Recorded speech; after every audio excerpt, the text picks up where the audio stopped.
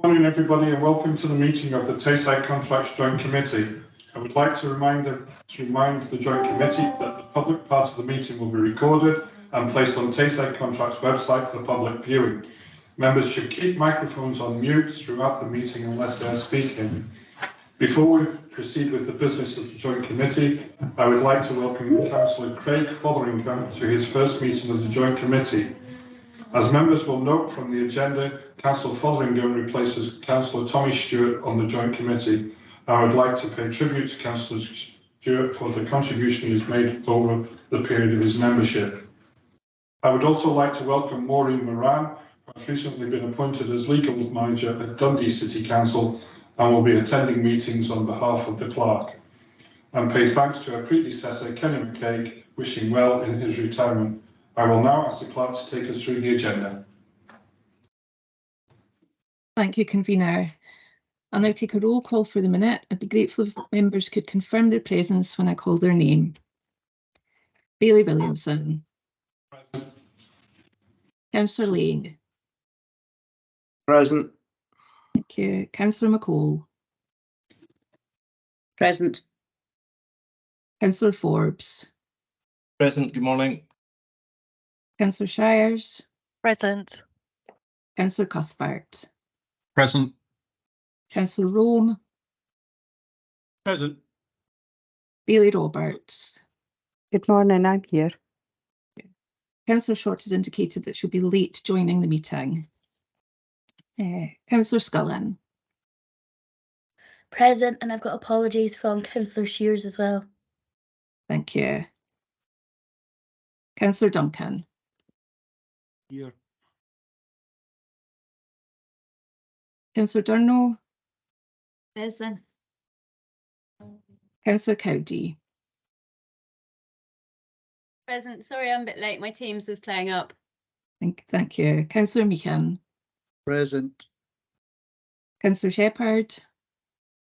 Present. Councillor Fotheringham. Present. And Councillor Gregg.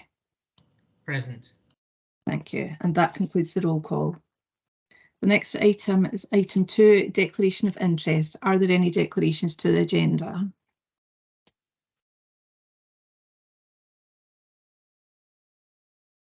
There being no declarations, item 3 is the minute of the meeting of the 28th of August for noting.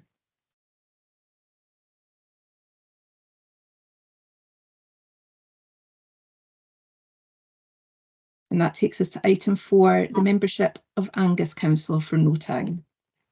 Can this be noted? Also nodding heads. Item 5 is supported self-assessment of Tayside contracts outcome. You have the report before you. Thank you. Keith McNamara will be speaking to this report. Keith Winter, author of the report on supported self-assessment of Tayside contracts, is also present. Thanks, Convener. Good morning, councillors. Yes, this was in relation to work commissioned by the 3 chief executives of the councils in Tayside and myself as managing director to identify whether Tayside contracts is taking appropriate steps to meet the challenges ahead. And also an independent evaluation of Tayside contracts efficiency and this in order to ensure that there was a fresh pair of eyes looking at these questions and also an independent validation of the findings. We appointed collectively Keith Winter, who's the former Executive Director for Environment and Enterprise in one of Scotland's largest councils. And I'm hoping Keith is with us today. I've not actually seen him on the list, but hopefully he'll be joining us shortly. This work was carried out over the spring and summer. The work itself was concluded in July and took a bit of time to finalise some of the feedback from chief executives and others.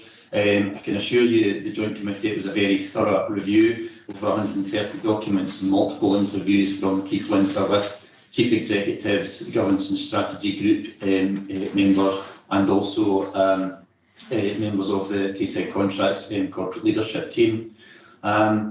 There was many, I think, in my opinion, many positives that came from Mr. Winter's findings. You found that there were many strengths to the Tayside contracts model. The structure and shape was appropriate for an organisation of this nature. In terms of his high-level assessment, there were no significant issues with the quality of service. And in his summary, there was no benefit in stepping away from the Tayside contracts model. If Keith does join us, Keith will be able to answer questions about his report. There were areas for improvement. We acknowledge these, and as a leadership team, we accept these. These are detailed in the recommendations in 5.5 and also the action plan in the appendix. Many of the recommendations from Mr. Winter related to relationships and partnership arrangements. So the type of recommendations are not things that we can just do alone. We need the involvement and inclusion in partnership working with our councils. And in terms of next steps, the financial challenges are being amplified, and that'll come through in future reports we'll be considering this morning. There's a lot of complex issues, and further engagement with joint committee members on these financial challenges necessary, and that is one of the recommendations in the report. This is something we would do anyway. Joint committee members may recall we did something similar as we prepared the budget for the current year we're in. And if Keith is here, I'll pass over to Keith, because Keith might want to say some introductory words, if that's okay, convener. Okay, Keith, are you there?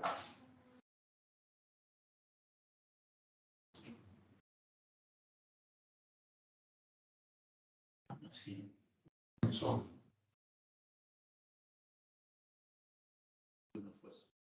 Apologies, I don't know what's happened with that. should we just move to questions, Keith? Yeah, please. Councillor Forbes, Angus, can we start with you? Yeah, thanks, Mike. Keith, what involvement did this process, or how were elected members involved in this process? Was there discussions with the convener, vice conveners, etc. about this, or was it just the officers that were involved in this? Thanks, Councillor Forbes. The brief was established by the Chief Executive and myself. It was more an officer-based assessment by Mr. Winter. I guess the involvement from elected members is the here and now that we're discussing at the moment. Okay, thanks, Keith. I have to say, I would have been happier if there'd been some elected member involvement, at least to set the direction of travel of the review. But that's kind of gone now. But anyway, as you say, we're in the here and now. Let's deal with that. Thanks. Councillor Lyde. Unsurprisingly, my question is exactly the same as Councillor Forbes. I was going to ask how many elected members have been involved, because I thought maybe I'd just been missed out and I wasn't aware of how many. I don't think that you can have a sensible review without having input from the elected members who are part of the scrutiny function and integral to the whole organisation.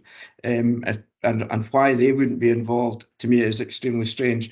And I have to correct you, Keith. He did say currently there is no reason to walk any of the local authorities to walk away. He did not state that in perpetuity that be the case. The word currently was in his review. Thanks. Do you want to respond? I take your point, Councillor Lane. Apologies. Okay. Councillor Cuthbert. Thank you, convener. I've actually got 5 questions. I did have 6, but the first one's been answered. The second question is on page 9. It relates to the report outline states that the final report will be submitted to the Tayside Contracts Joint Committee with recommendations and an action plan as necessary. But it seems to imply that the GSG will be dealing with it, not the committee. So I'm just wondering why that is, why the committee is not being involved in the action plan.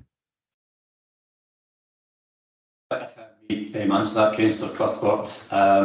What we'd be looking for from the Joint Committee this morning is agreement on the action plan, and then it would be the actual implementation delivery would be through the Governance and Strategy Group meeting. As I mentioned earlier on, several of the recommendations are in relation to things that the councils would need to do, so it's not just that Tayside contracts only. So the Governance and Strategy Group, effectively as the representatives of the Chief Executives, would be the conduits by which the actions for the councils would be delivered. rather than the joint committee. I mean, the joint committee is here in terms of the governance, scrutiny and support at a strategic level of Tayside contracts and our relationships with the councils.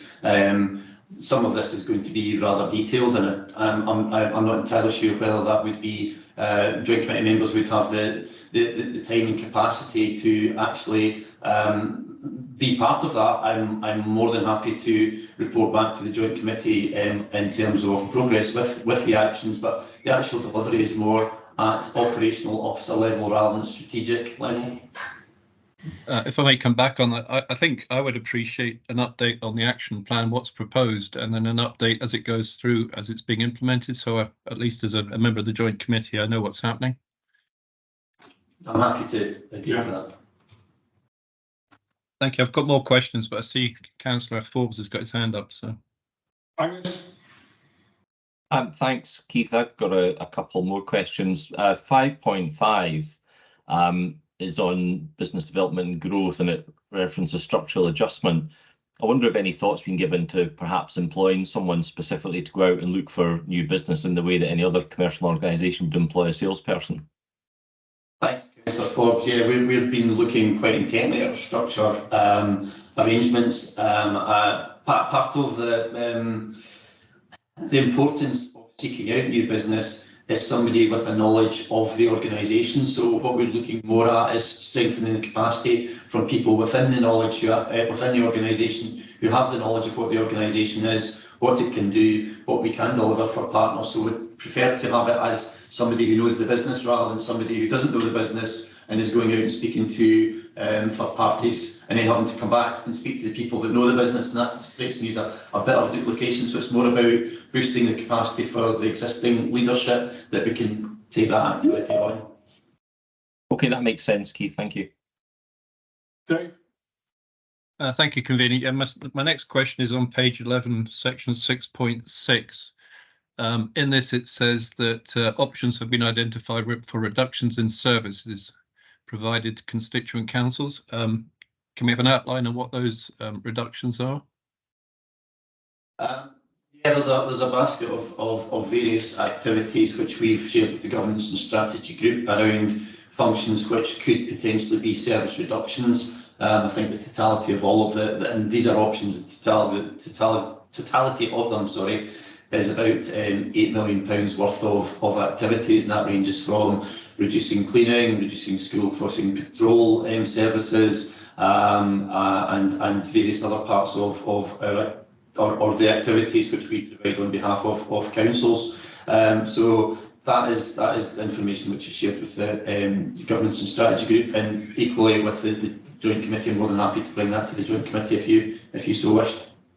I so wish, if that can be done, please. I see that Councillor Lang has got his hand up. I've got more questions, but if he wants to go next.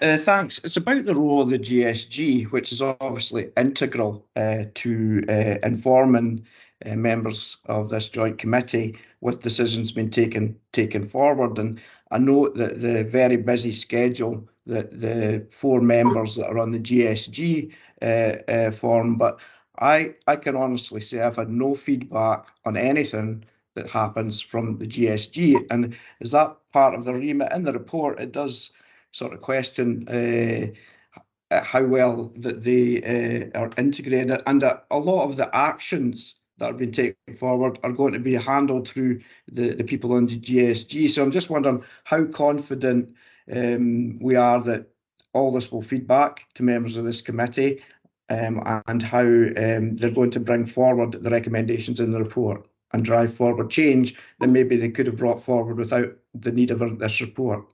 Thanks. Yeah, I think, Councillor Lane, there's 2 aspects to it. I would see my role as Managing Director of Tayside Contracts to be feeding back to the Joint Committee in terms of activities which are of relevance from the GSG to feed back to the Joint Committee.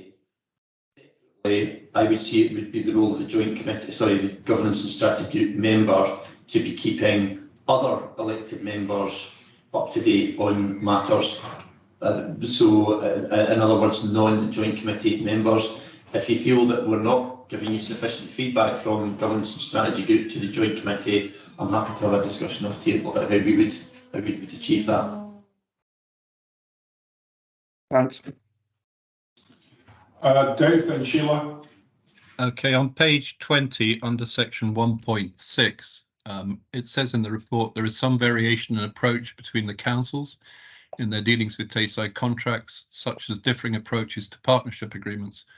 I was wondering what those were and what impacts they have on how things are done.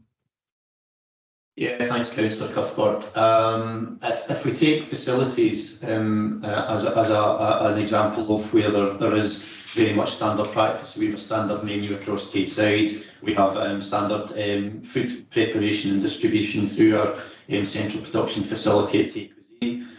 Conversely, the kind of roads maintenance and winter services are different. We have a partnership in Perth and Kinross, a roads maintenance partnership in Perth and Kinross. We have a roads maintenance partnership in Dundee. We do not have similar arrangement within Angus, and different councils have different ways of dealing with things like service specifications, etc. So there's a group of senior officers between the three councils and Tayside contracts who are looking at these issues and what we can do to standardise practice and learn from best practice. So, for example, one of the issues is we are moving more to a cheaper version of salt for roads for winter maintenance, because it was actually trialled in Perth and Kinross and found to be effective. And another piece of progress that would be made is around reducing the multiple specifications for road constructions. And we've reduced them from, I can't remember the exact numbers, it's going from 18 to 8, which means we're streamlining the processes and makes efficiencies in terms of the quarrying operations. And I'm trying to think of anything else. I might invite Dougie Mackay to come in if there's anything else, Dougie, you can think of in terms of construction standardisation. Yeah, there's quite a few. We've come together on how the procurement of the winter forecasting service has been done across not just the three councils, but goes beyond that with others like Fife, Aberdeenshire, etc. as part of that partnership approach. You've mentioned standardisation of quarry materials. I think there's actually 33 different types of materials down to, I think, something that's like 8 now. So, other than me going into, we have got a sort of an ongoing list of where there has been improvements made, and I think these are where at officer level they've been able to make these changes. I think there's some decisions at a strategic level that would take it to the next stage. As you've referenced, the flip side is within Angus, they have a fleet partnership with ourselves, whereas the other two authorities in Dundee and Perth and Kinross don't. So it's not just one way. There's varying different approaches to procurement and commissioning of works for Tayside contracts within the construction division. Thanks, Dougie. Dave, I'll bring Sheila in now, and then Grant, and I'll come back to you, so that's okay. Thank you, convener. I too have multiple questions, but can everybody hear me okay, by the way? Yeah. Yeah, I had to put my headphones on because there's somebody outside with a leaf blower that's very noisy. I think my first question really is on section 5.5, the report conclusions. Well, let's just start with the first one. Best value reviews, recommendation are held every 5 years. Who will undertake those, and when was the last one undertaken? To the best of my knowledge, Councillor McCall, I don't think there has actually been a best value review of Tayside contracts. Now, I've only been with Tayside contracts 3 years, so colleagues, if there's something missing in my knowledge, please say. And in terms of delivery of that, what you're aware that what would happen in a council situation is Audit Scotland or auditors of some description would carry out that best value review. So I would see it being something along these similar lines. Probably along the similar lines to the best value review, which have been carried out for councils. Okay, if I may ask a supplementary, convener, to that one? Yeah. It says every 5 years. Would this be 5 years for the whole entire operation, or would it be on division by division, so there's something being done every year? It's very unclear as to what exactly this will involve. My view of that one, Councillor McCall, would be for the entire operation, because it would be base value for the entirety of the Tayside contracts and the services that we provide. I think doing it section by section, there's such an interaction between the different elements of Tayside contracts. I don't think you get the full value if you just did it in one area one year and then another area in a future year. You know, the interaction between, say, the frontline operational activities and the support functions. So I think there's a better approach would be through a sort of single best value review rather than multiples. So I'm going to make a comment, please, convener, if I may. Having been involved in undertaking best value reviews, Keith and Mr. McNamara, I can assure you there is merit to be, and it can be done on individual areas. To do the entirety, my fear would be it would be very high level and very superficial. So I am a little concerned about the response that you've provided here today. I'll have to give some thought to that.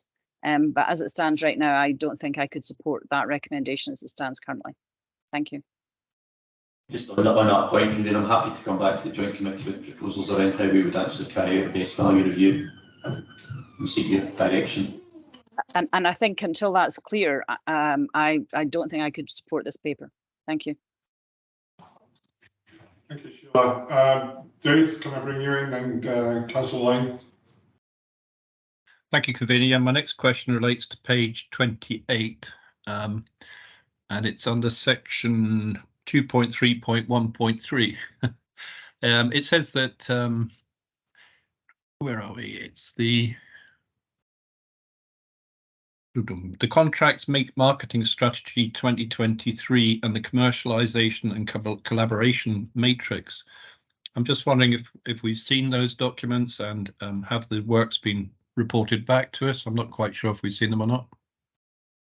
Yeah, thanks, Councillor Cosper. I'm certainly aware the commercial and collaboration matrix has been to a joint committee. I'm trying to remember when that was, but again, if the joint committee wishes to have sight of these, happy to bring them to the joint committee. I would appreciate it. Councillor Lang? Thanks. And I think it's unfortunate we're having to do all this in a meeting like this, where as if elected members had chance to feed into the report, we could have taken a lot of this away. And so again, I think it was really unfortunate the decision was to not include members of this committee. So I'd like to direct yourself and members of the committee to page 22, which is number 7 of the report. The whole 2.14 right to 2.145 seems to question that the GSG hasn't been performing as it possibly could best, because it's still operating the same as it did in 1996, and we're in a totally different world. But so I'll have your view on that, Keith. But on 2.1.5, it says, in terms of the joint committee, this is seen as the key decision-making body. Well, I don't know how many decisions are actually made here when everything comes from noting. It also is reporting in the joint committees led by Tayside contracts primarily in the absence of an agreed performance focus model. However, there remains a question over the capacity of the joint committee to discharge its oversight role on performance and undertake appropriate and proportionate scrutiny. So that's, I'm asking that question, what your view on that is, and it will relate to when we come to paper 9 about governance and scrutiny. Thank you. Okay, thanks, Councillor. There's a couple of points there, and I know that Keith Winter's now joined us, and might, if I can maybe comment, and then if, with your permission, can you maybe invite Keith, because obviously this is Keith's report and it's not for me to comment on. I think Keith has identified areas for improvement of the way that the governance and strategy group operates, and I think it's entirely appropriate for an independent person to have a look and say, yeah, there's maybe things that could be done. So if, with your permission, I'll ask Keith to respond to that, and I'll come back to your second point about the reports, etc. Councillor Lane.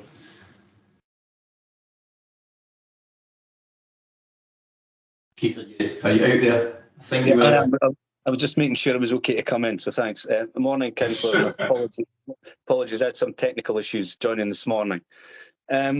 I think to answer Councillor Lane's point, I think you hit on the nail. It's operated as it has since 1996. I think there is a need to refresh and reposition, because a lot of governance and other matters have changed over that period of time through local government and through organisations as we've developed and learnt, all of us going forward. So I think it wasn't raised as a specific criticism in terms of the individuals who work on it. And as you pointed out, they're doing a lot of other duties and tasks as well to manage this major part of your delivery model. So I think it's a chance for a step back reflection, looking at how to take this forward. And as is made clear in the report, there's no, I don't think there's any need for any further delegation, but some clarity around communications and the engagement between the different elements that are involved in this process. There's an opportunity for that. And I think my proposals are maybe appear heavy at paragraph 2.1.4, but just to break it down to different aspects for the strategy and delivery group to look at. And in my discussion with each of the representatives of the group, all recognised, yeah, there's areas for improvement. There's maybe ways to work smarter. I think it's a smarter way of working, which is probably what I'm suggesting be sought to allow things to work more smoothly. And similarly, in relation to its engagement with the joint committee, it's your point is, when I looked at some of the review of the papers, there's, as happens in a lot of committees and public sector organisations, a lot for noting and for information. So what are the key things that need to come to joint committee where a decision is required to help the organisation, help the councils? So I think that I'll leave it at that. So I think there's a scope for improvement. It's performing as I would expect it to, in a manner expected, but it could really be maybe sharpened up a bit. Convener, can I just come back? And it's nothing, I don't disagree with anything Keith said there. But Keith, you missed the questions earlier on. Do you not think that this report and your report would have been better served if it had had some input from elected members on the joint committee? Because all we're seeing is officers of Tayside contracts and officers of the council's input, and there's no discussion about how it's working for the committee members. I think that's an omission, and I would wonder if you would agree with that. Again, the brief was set up as the brief was set up, so I think it came up subsequent to the brief, and I think you always learn things once you've set up a scope and done a study, councillor, where you could have maybe added more in. I think for me, though, when it came up, when we looked at it, rather than stretch out my commission, because I'm not really sure I need to be involved in those discussions, but certainly speaking to Keith and representative of the councils, coming out of this in the action plan will be further engagement with yourselves to set that. So I think that the platform is there now for yourselves to set how to go forward in the joint committee, to influence how it goes forward through the action plan and recommendations, and pick up matters such as the council raised about, well, how do you want to take forward best value review? What's the best way that works? It's efficient, effective and purposeful. So I think with hindsight, and hindsight's always a great thing, councillor, yeah, there could have been conversations, but it was a kind of set, quick brief to get things done, and then I think it stretched out overly. So I think that those conversations would be picked out now, and you would always have got an added dimension in from such discussions and such added perspectives. Yeah, yes, because you do state yourself that it is seen as the key decision-making body within Tayside contracts, and for to have no input into a report, it seems strange. Thanks. Just maybe convener address the second question from Councillor Lane, which was capacity of the joint committee in terms of dealing with joint committee reports. And you're absolutely right, Councillor Lane, this strays into territory in a subsequent report, and you were part of the engagement sessions with joint committee members about reports. What we are striving to do is find a balance between a level of detail that would swamp joint committee members and getting to the heart of the issues that joint committee members would and should be forming a judgment on and giving us scrutiny, governance and direction on. So that is that part of that ongoing conversation, and you'll sort of slightly straying into a future report, but that's where things like the performance dashboard and what performance indicators and other information that the joint committee members would want. And again, forgive me for straying into another report. Part of that was the suggestion that we develop through a joint committee member officer working group, so we can come to the conclusion on what information as a joint committee you're actually looking for. So I think that would be really helpful step forward.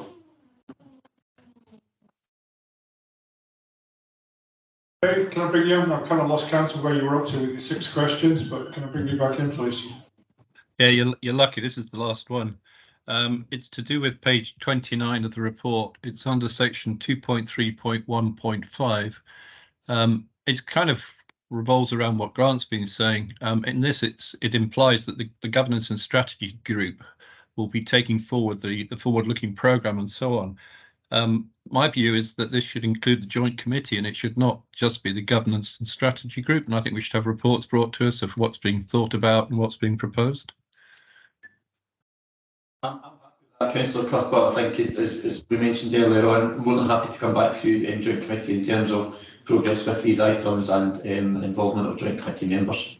And if a briefing/engagement session for joint committee members around this would be something you would be interested in, again, more than happy to accommodate that. Thank you. Councillor Rome, followed by Councillor Forbes. Thank you, Chair. And it won't be a long point, but firstly, I was going to ask Mr. Winter if he could contribute, because I realised he'd been on the call for a while and we hadn't actually heard from him. But he's just done that, which was, I think, very helpful.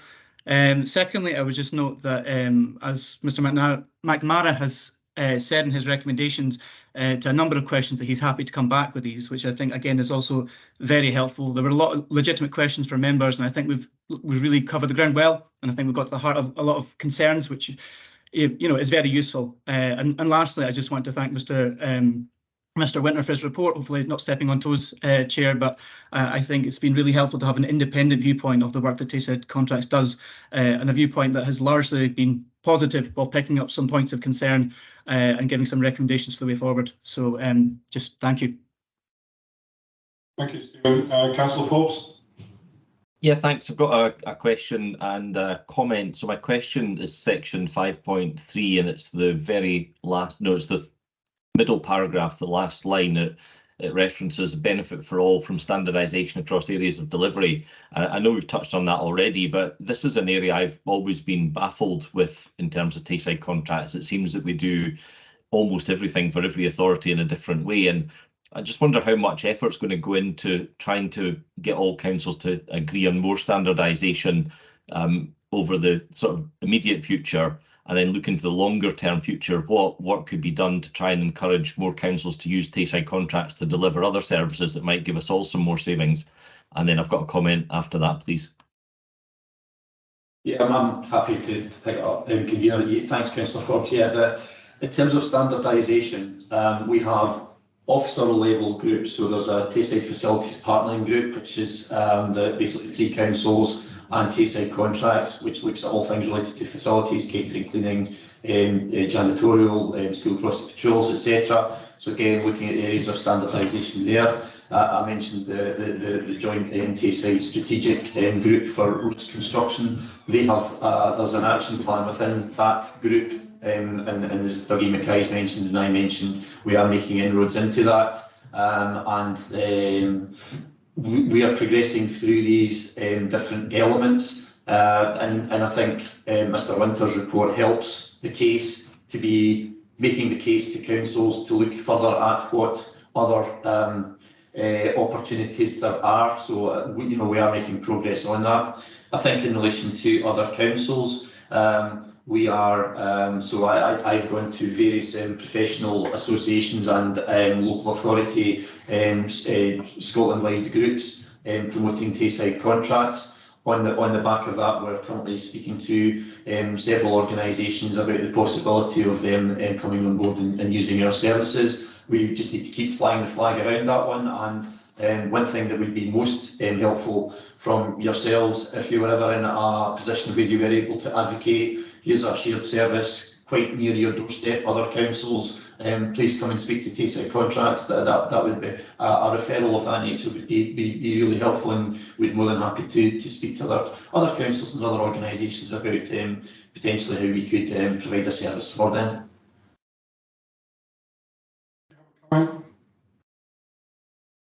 Thanks, Keith. Sorry, I lost my unmute button there. And if you don't mind, convener, just to finish off with a very quick comment. I think Grant will be as surprised as I am to learn that him and I agree on something today. And I really think that report has, although it is really good, and I'm really pleased to see it, I do think we missed a trick by not involving at least the three conveners in the discussions, and I appreciate it was put together in a bit of a hurry, but I think that given that 3 of the 4 people who've talked this morning have all said pretty much the same thing, I'm sure, Keith, you'll be taken on board that I think there's a feeling amongst the group that there should have been some elected member involvement in that, and I'd hate for it to have overshadowed the good work that Keith's done, because I do think it's a really good report, and I think it's great to get us going in that direction. I've always had some strong feelings, I think, about the role of the GSG and Tayside contracts, and I've always wondered if the tail's wagging the dog or the dog's wagging the tail. And I'm pretty confident now, Keith, from the discussion we've had this morning, that you'll maybe reflect that back to the 3 chief executives or whoever represents them on the GSG. Thanks very much, but also thanks to you, Keith, and the other Keith for the report. I found it really interesting and very useful. Thanks. Yes, sure. If I may, Councillor Forbes, I'm hearing loud and clear in terms of the elected member desire to be involved, and I think Keith Winter made a very valid point that his piece of work was defined within a scope. If it was the will of the joint committee to have your say once you've seen that report, and if you want to have an engagement session on that, just to give you that broader opportunity to have your say in relation to the action plan and where we go from this, I'm certainly happy to do that. Well, I would certainly be happy to involve myself in that if the opportunity was there. Okay. Councillor Meakin. Thank you. Like some others, the role of the GSG, is it not possible that there could be member representation on that group, rather than at some point it getting reported back to us? That's either a comment or a question. The other thing is, and I may be trying to oversimplify this. I mean, I've read the report, and I look at, say, 2.1. Is Tayside contracts currently fit for the intended purpose of the organisation and as efficient as it can be? Now, obviously, in very simple terms, I would like to see yes or no. And from reading the parts after that, from 2.1 onwards, I don't get a sense really of what the answer is there. It's a bit like it says it has strengths. Well, that's fine. But the question was, is it fit? Thank you. I would suggest that's a maybe one for Keith Winter to answer. Thank you. You're happy to come in. Yeah, Councillor, it would be, in an ideal world, yeah, it would be yes or no. And it would be great to have done so. Now, when I looked at it and reviewed the papers, it's a bit like came in early on Dougie's input, etc., and the question from the council about standardisation. So there are different aspects to how the efficiency can be optimised for all parties across a number of things. So if I think it would be over simplistic for me to come back and go on yes or no. So probably the way I would say it, if it's not clear enough in the report, is it performs in a manner I would expect. It performs very well in areas. But again, part of it for me is without that performance dashboard of being able to see it and see the trends of performance, it's very difficult to say where and how you would adapt and where the joint committee would give direction in conjunction with Keith and the management team and also GSG on how things should be shaped or modelled. And the other bit for me is it fit? Well, it's fit because it's a unique model. It's the model you have got. And I don't think there's an alternative. One of the things I said at the outset that I wouldn't look at if I was asked or taken on the commission, if there'd been a look at, well, what if Tayside contracts wasn't there and we split it up back to the 3 councils? Because that degree of work and some of it for me would have been arbitrary. And I did a bit of work of that about 3 years ago in my previous role, because one of the political groups in the council wanted to look at the North Lanarkshire AME model, which had been developed since 2007 on a contract partnership basis. And what came back clearly to my members at that time from North Lanarkshire was it's a one-way step. Once you've gone, there was no way they could bring it back because of the cost model, assets and such other things, and what experience for management, etc., you have in each of the individual councils. So I think my position started from that position, Councillor. That's maybe long-winded, but so you're clear. So when I say it's fit, I think it is a fit model. It provides economies of scale, but there are some challenges in there. And also part of it is the point that was made about more standardisation is I think there can be more standardisation, but you're still going to have to some variations because the 3 council geographies and makeups are different. So there's still some challenges in there for Tayside contracts to meet some of those different requirements. Thank you. Councillor McCall? Thank you, convener. My question is probably for Keith Winter again, is on page 21, 2.1.2. This is a question which arises from the reviews whether Tayside contract is seen as an affiliate organisation, etc. What exactly is the question and how is it answered? I can't see a clear answer in the report. Thank you. Can I invite Keith to answer that one, please? Yep. Tayside contracts is a contracting model, councillor. So it's there and it does and it delivers what has been agreed through partnerships or other means, as the officers have outlined today. I think one of the things that's clear when I went back and looked at the original document setting up Tayside contracts at the time local government reorganisation, it was clearly the intention that Tayside contracts was still part of the family of the public sector delivery model. It wasn't being set up as a wholly separate entity governed by different means, etc. So it is an affiliate. And I used the word an affiliate organisation, and I haven't given a definitive if it's seen as that. I've raised it as a point because I think there's some checking to be done because at different times across different officers or different engagements with different councils, it is viewed in different ways. It's viewed as a complete arm's length. It's viewed as a separate entity, and other times it's viewed as a partner and part of the family. So I think that needs clarity. And officers, through churn since 1996, also need a bit of a hand to understand what is the relationship with Tayside contracts. So I think if you look around the financial challenges, etc., and there are big issues around in there, some of the challenges are back, well, why can't Tayside contracts just deal with that? Well, part of it is because it's not in a position to deal with it wholly. It needs to work with the partner councils, etc. So I was using that language and I tested it with colleagues I spoke with, and people were saying, yeah, that is the way it should be, but I don't think it comes through in all the workings. So that's maybe something that sets a context for raising some of the issues and challenges which you're going to go on and have with Keith on taking forward some of these recommendations, councillor. So thank you very much for that explanation. For me, this is almost the crux of the matter here, in that Tayside contracts was set up at time of local government reorganisation when the old Tayside region was being dispersed, if you want, or broken up into constituent councils. And even some of the dialogue we've had here today about standardisation across all the 3 councils, to me is counterintuitive completely to the purpose of local government reorganisation. We're different organisations, have different demands and needs. It's up to elected members actually through the budget setting process to make some determinations about how certain things are carried out and what will be funded.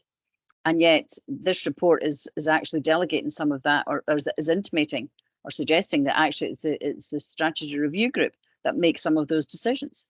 And so I think there's a real conflict. What this report has thrown out for me is more questions than I knew I even had. And I usually have a lot. And so I thank you for that part of it. But as it stands right now, there are more questions than answers for me. And I think it's to some extent, it sums up exactly what the frustration I have with Tayside contracts since I came onto this joint committee, that neither seems to be one thing nor another. The joint committee is, in theory, at least the decision-making body about strategic matters. And yet most of the things contained in this report are actually strategic decisions. But very often the joint committee don't see them at all. And even if they do see them, it's really just to note, as somebody has said earlier on. So I thank you for your work. It's really been helpful in exposing some of the issues.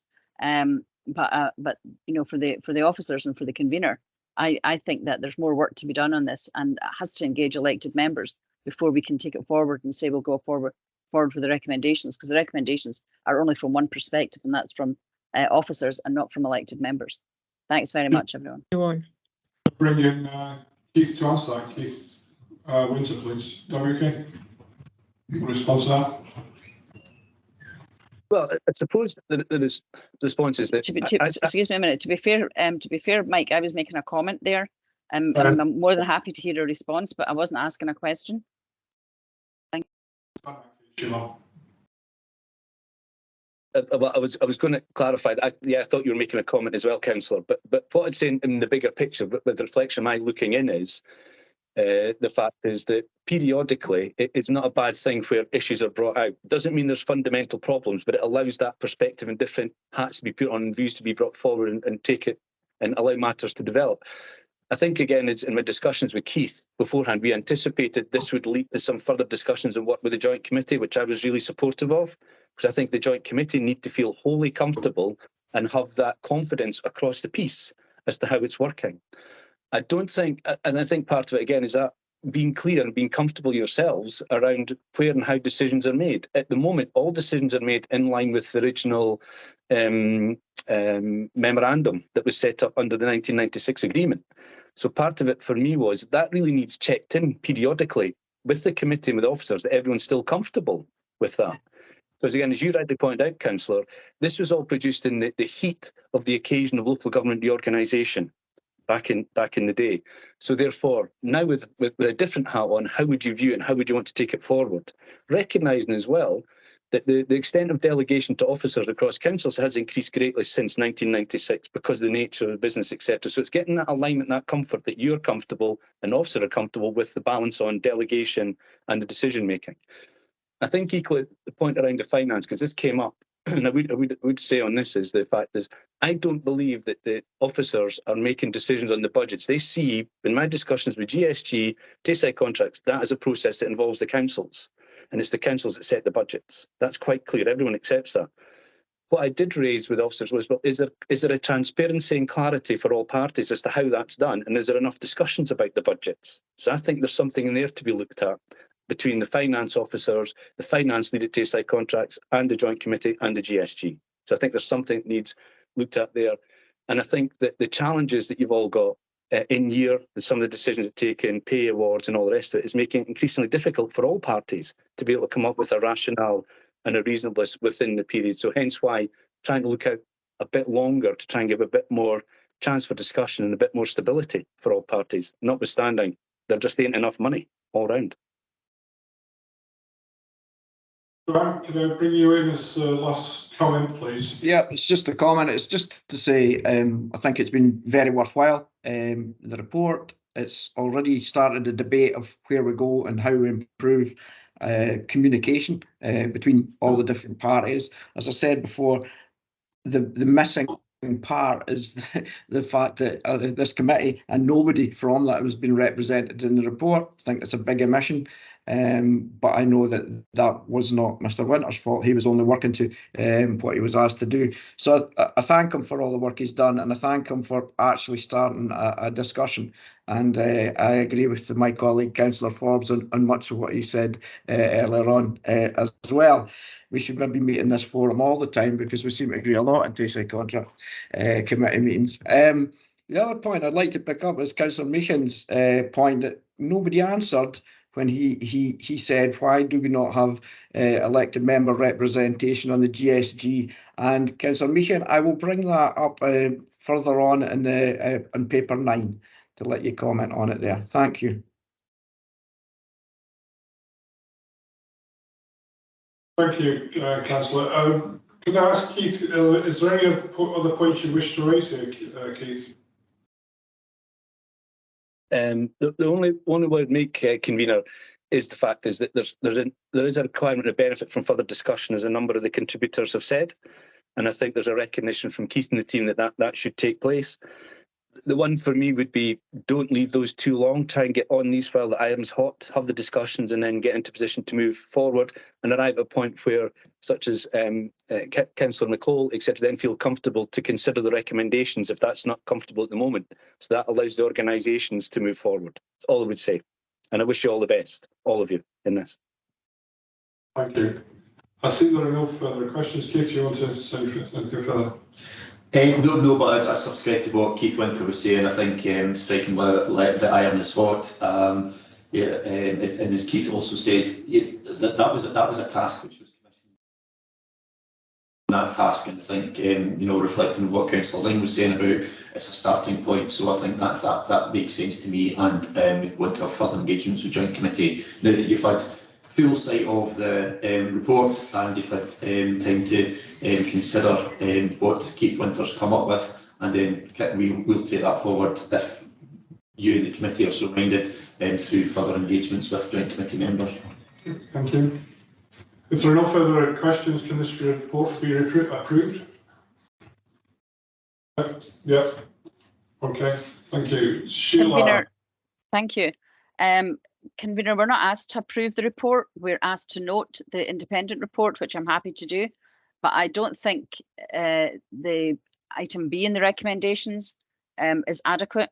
I think this is a first part of the report, which is the engagement with officers. I think the same thoroughness needs to be undertaken with engagement with elected members. And I would like to suggest that the report includes that as a recommendation rather than the current recommendation B. Just for clarification, Councillor McCall, the recommendation was in relation to we are recommending that we have further engagement with the Joint Committee members in relation to the considerable financial challenges. What I think I'm hearing from today is that there needs to be further engagement with the Joint Committee members in relation to the wider aspects of Keith Winter's report. Apologies, I'm not quite following what you were looking for, sorry. The recommendations in this report the report is titled Supported Self-Assessment, so I'd assume the recommendations were in relation to the content of the report. I understand about financial pressures, but the content of the report and the output from it is pretty clear from conversation here today that it's only half done. That it's been done with the Constituent Council's strategy review group, but a number of fellow councillors here have stated their disquiet that there has been no such engagement with elected members. So I think that we need to take away a recommendation that that same level of engagement will be undertaken with elected members. So we have a fully rounded view that includes both the SRG and strategy review group, sorry, and the elected members from this joint committee. Because otherwise we'll just carry on as we are and we'll make no changes. I thought that's what's going to happen. Keith is going to engage in dialogue with both us and the CSG taking forward. Is that correct? And yes, yeah, well, in short order, I feel that the officer level engagement has been carried out through Keith Winter's activity. I acknowledge what Joint Committee members are saying about the Joint Committee member input and involvement into this activity, and I'm not disagreeing with yourself, Councillor McCall, that we are committing to doing further engagements in relation to the outcome of Keith Winter's report and the action plan and recommendations, so that if there's any further finessing of that or additions or subtractions, then we have that conversation with the Joint Committee. So I'm not disagreeing with you. So if the outcome is a further recommendation that we do that, I'm more than happy with that. So Keith, the very word you use is the outputs from the report, but there's no mention in anything that you've said there about inputs from councillors. We're really talking about reviewing the outputs from that particular report, and you haven't had the councillor level or detailed inputs that you had with officers. Therein lies my problem here. Okay, I think the fact that there's been a report and Joint Committee, we're going to give Joint Committee members the opportunity to comment on the report and what their views are in relation to each of the areas which have been raised in the report.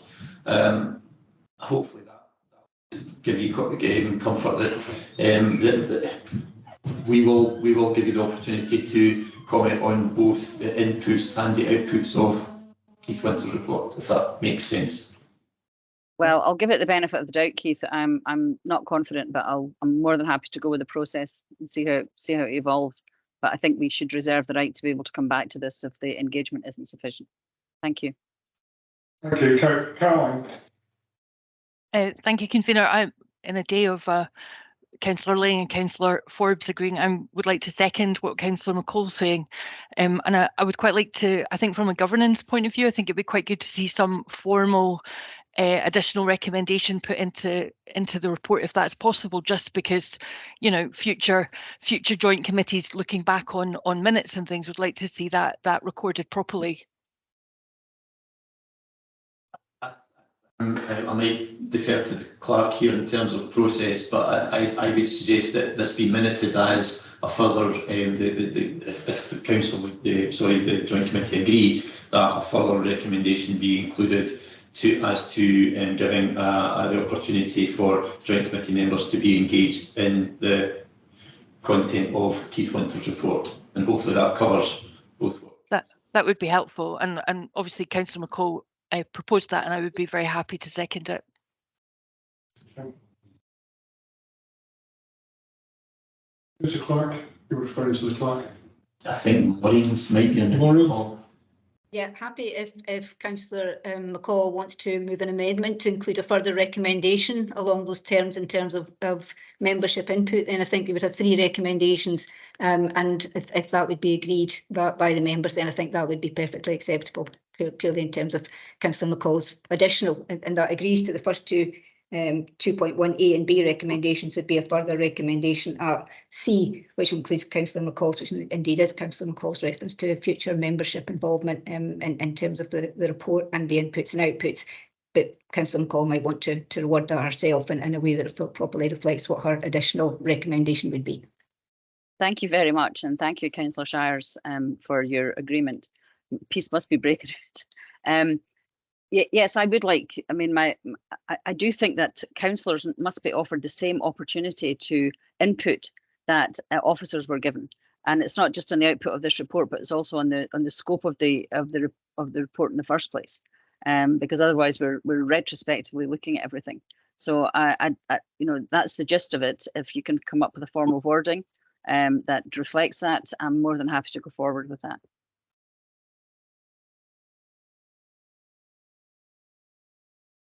Okay, yeah, I'm happy to accept that. Yeah. Okay, can we approve this paper or not this paper? Agreed. Agreed. Okay, thank you. Can we now move on to item 6? Thank you, Hello? Convener. Thank you, Convener. Item 6 is External Audit Annual Report and Final Accounts. You have the report before you. Thank you. Diane Kidd will be speaking to this report. Diane, are you there? Yeah, I am. Thank you, Convener. So Audit Scotland have now completed their audit review of the 22-23 annual accounts, and I'm pleased to report that they have issued an unmodified audit opinion, and the audit report contains 3 audit recommendations that we have agreed. We're joined today by Fiona Owens, who's the audit manager, and I was going to bring her in to discuss the audit points. Okay, Fiona. Thanks, Diane, and Thank morning you. all. So there are a few reports that you'll have seen from the cover paper that we've got today. So the first is Appendix 1, which is the letter of representation, and then we've got Appendix 2, which is the annual audit report. So I'll just kind of do a bit of an overview of each. I'll take them as read and not go into all of the detail for them. The letter of representation, so that is a fairly standard item that you'll get as part of audit, and that just confirms that all relevant information has been provided to us as part of the audit, and that there are no post-balance sheet events that are known, and this will be signed alongside the account. So I'll just pause there briefly just to see if there are any post-balance sheet events that have not been disclosed to date. I'll take silence as there are none, and then I'll continue with my briefing. So I will take that as we are all good. In terms of the annual audit report, again, I don't intend to go through each page, but I'll just cover a few of the key things that's within it. So the key messages are on page 3 of our report. And as you'll have seen from Diane, the audit opinion is unmodified. So this is a change from the prior year and years before that. As the significant trading operations is no longer an issue for our audit opinion under the new Code of Audit Practice. So that means that all our opinions are unmodified for this year for Tayside contracts. Exhibit 2 in the report outlines the significant findings that I would like to draw to your attention under ISA 260. So the first is in relation to the valuation of the pension asset by Barnett Waddingham. So in our review of the methodology used by the actuary, we'd identified that the calculation of the asset ceiling had only considered future costs and the minimum funding requirements rather than taking in all future service costs and contributions. As a result, the pension asset was overstated in the unaudited accounts that we had received. So that had went from a decrease in the asset of it being 50 million and actually taking it down to a nil position. So there was no asset nor liability in the accounts, excluding the unfunded liability part of that. The significant trading operations had failed to break even in the 3-year period. Again, not an opinion issue, but it is just something that we like to bring to your attention. So both the construction and facility services had both recorded deficits in year, and that's just something we'll continue to monitor year on year. In terms of the implementation of IFRS 16, so there had been some minor misclassification of the assets in the application of IFRS 16. So this was the first year that it had been applied to the accounts, but this has been rectified in the accounts that are presented to you today. There was an asset identification issue, and it was just that the assets that feature on the fixed asset register didn't include identifiers that were on FleetWave. So it's just taking that to a recommendation that it would just make it an easier process to be able to match up the assets had they all had the FleetWave identifier sitting on the fixed asset register. And the final point in the significant findings is just a misclassification of creditors, and it was 1.1 million was misclassified within the note, but that was amended, so there was no impact on the bottom line there. Appendix 1 outlines our recommendations for the year. So the first just being the IFRS 16 issue that I've just kind of covered, and that's just to ensure that there are no issues with the identification of leases going forward, and that's just with the correct coding in the fixed asset register. The asset identification issue, again, that I had just spoken about, that's come through into a recommendation. And the final one is the medium to long-term planning. We've noted that it's currently not a medium to long-term plan in place, and this should be developed, but again, there is a good completion date in there for getting that done. Within Appendix 1, you'll also see that we've done a follow-up of the prior year recommendations from the previous auditors, and you'll see that 2 are complete and 1 is outstanding, but we do anticipate this to be completed by March next year, so just in the next few months. That's kind of all I was really wanting to cover as a bit of a whistle-stop tour through the reports. But finally, I'd just like to thank Diane and her team for their cooperation throughout the audit process. It's just made it quite a seamless process for us, especially with it being year 1 and us trying to get to grips with the audit. So it's been really appreciated, the time and efforts that they've put into assisting us with that. And just to say, I'm happy to take any comments or answer any questions that are on the report. Thank you. Thank you, Fiona. Are there any questions for either Diane or Fiona?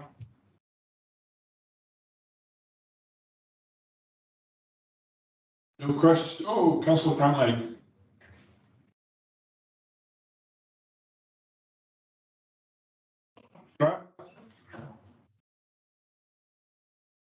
Sorry, Fiona, I couldn't let you go away without any questions after all the work you've done there to provide this report. So thank you. It's just for clarity, you know, on the key messages page on page 3 of the report. I still find it strange, you know, where we talk about a trading surplus of almost £1 million last year and £750,000 this year, without stating that we'll reach that position with the payments of maybe £5 million this year coming from local authorities to make up the under budget and etc. the pay awards and that. It sounds strange because it's not really. It's a strange trading surplus when we have to pay £5 million in to get a surplus back of £750,000. And I know it must be an accounting way of working things, but could you explain that to me, please? I do apologise. Let Fiona go first. Yeah, sure. And then Keith. So that just tends to be the way in which we report a lot of the information. So we do pull it from the kind of reports that come to committee in terms of what we see as being reported for the year. So it did, in the projections, you did technically say that you were going to have, you know, a trading surplus of, you know, X, but the year-end position was the 0977, which was below the expectations. So hopefully within the actual chapter that relates to that, we do give a little bit more information in terms of how that's calculated.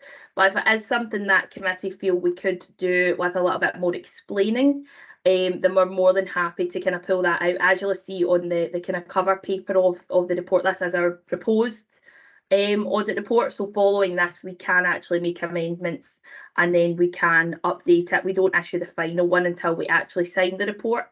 Sign the independent auditor's report, sorry, that sits within the annual report and accounts. So we do have an opportunity to make any kind of amendments based on any feedback from today. So we can certainly have a look at that. If it's something you feel we need to have a little bit of a look at the messaging and that, we can certainly review that. I think that would be helpful, Fiona. Keith? Thanks, convener. Yeah, I mean, I think the issue around payments, and I appreciate it's an incredibly difficult financial situation, but the payments, when one looks at what the payments were for last year, there were two things. One was pay award, and I think we might be straying into something we'll probably discuss later on. But pay award is local authority pay award. It's set by COSLA, applies to all local authority employees, including Tayside contracts, as an arm of the local authorities. So if we'd known what the cost of pay award was at the start of the financial year, that would have been factored into the cost charged to the councils, and we would have been charged that. So we see that as retrospective charging for costs that have been incurred to deliver the services that are needed.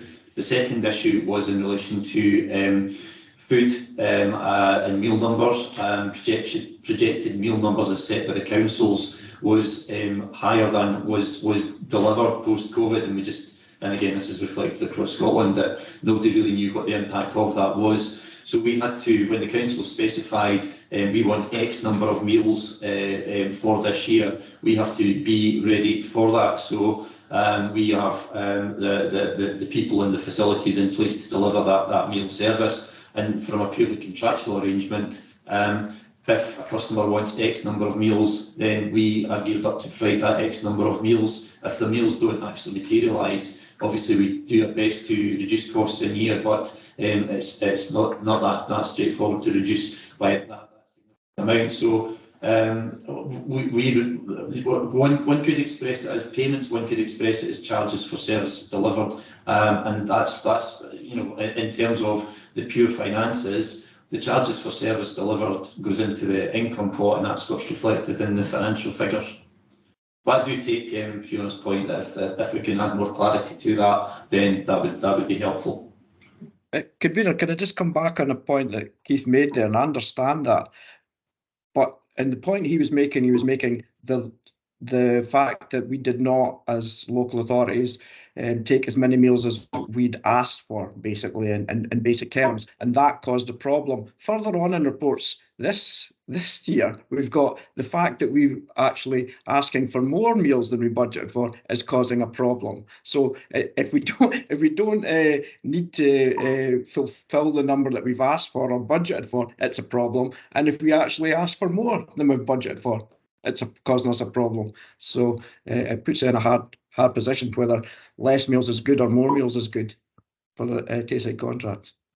If I may come back on that one, Councillor Lang, the reason why more meals is a problem this year is because of the rampant cost of food inflation. That's the issue. So the more meals we sell, the more food costs.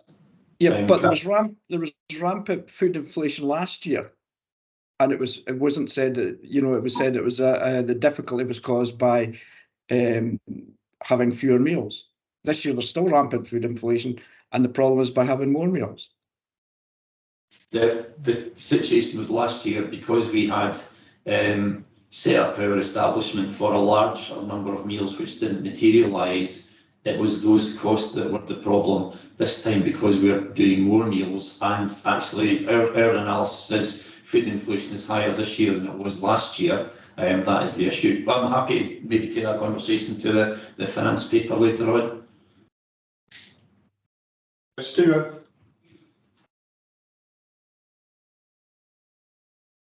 Sorry, convener, did you invite me to come in there?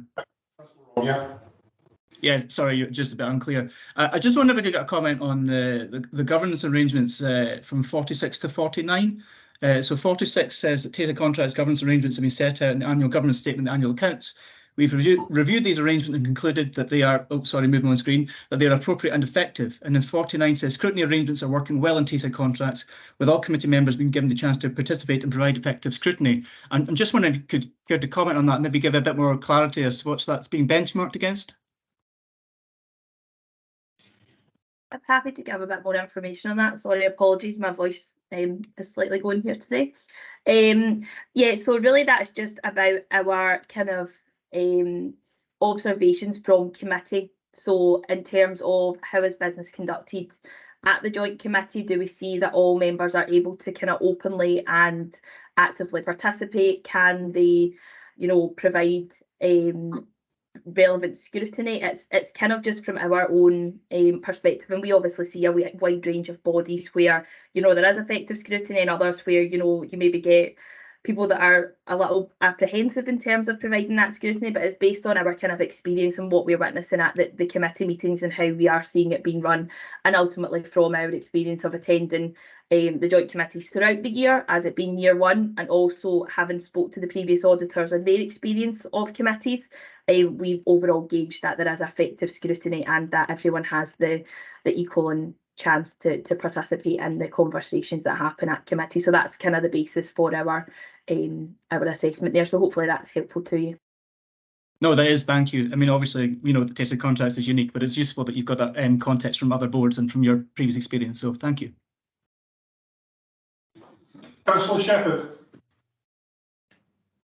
Thanks. I think it was page 61 of the papers. I was just wondering about loans from Dundee City Council for Tayside contracts to do with the fleet.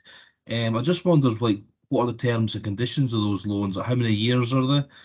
What are the interest rates? And I just wondered also why Dundee City Council was the one that was chosen. Was it a vote of the joint committee? Just for a bit of understanding for reading papers in the future. Thanks. Diane, could you respond, please? Yeah, I can do. Dundee City Council is our Keith McNamara might be able to help me a bit better with the governance arrangements around why Dundee City Council is the chosen one, but we pay service level agreements with Dundee City Council to provide certain services that we can't provide, and one of them is our banking arrangements. So we are actually part of Dundee City Council's group accounts in the bank. Our bank account's a separate bank account, but it sits under Dundee City Council's bank. Our payroll system is processed through Dundee City Council. Also, so the loan, that's how we fund our capital. As you can see, that it was to purchase fleet and other capital items. I can't remember offhand what the interest rate is, and I can tell you that the loan is it's taken out over a period of when the capital, for example, if it was a 20-year, we thought the estimated life it would be 20 years, so it'll be taken out over the 20 years for that item. Does that help? Thanks very much. Helpful background. Thank you. Okay. Thank you. Are there any further questions for Diane or Fiona? Councillor McCall.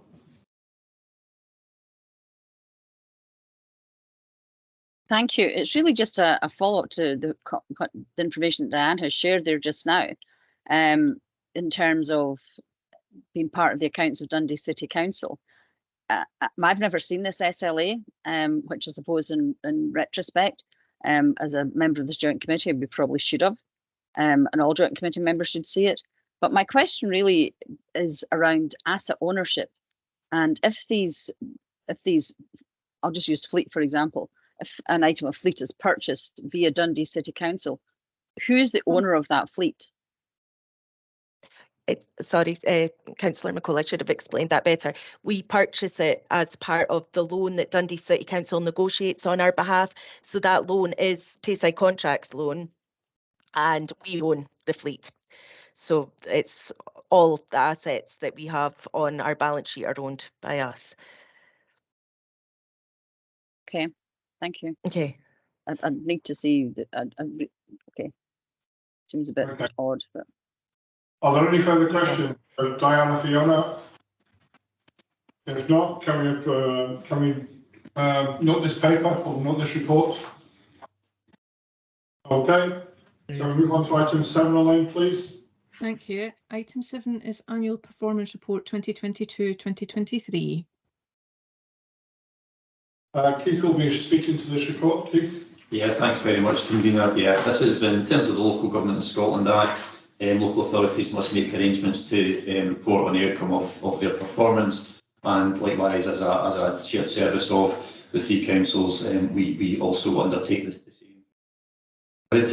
Not exactly the same as councils, because they have certain standardised performance information that they report on a central basis. So we report in terms of how we've progressed with the main elements of our business plan.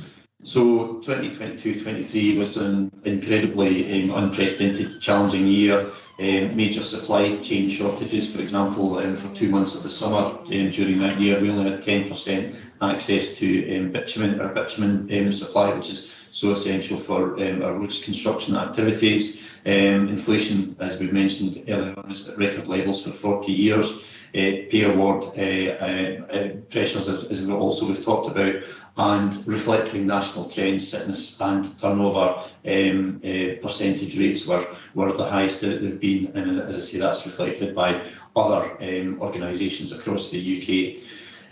However, we have had some considerable successes. Our Tay Cuisine Central Processing Unit was rolled out for the first full year in Perth and Kinross, and achieving £450,000 cost reductions there.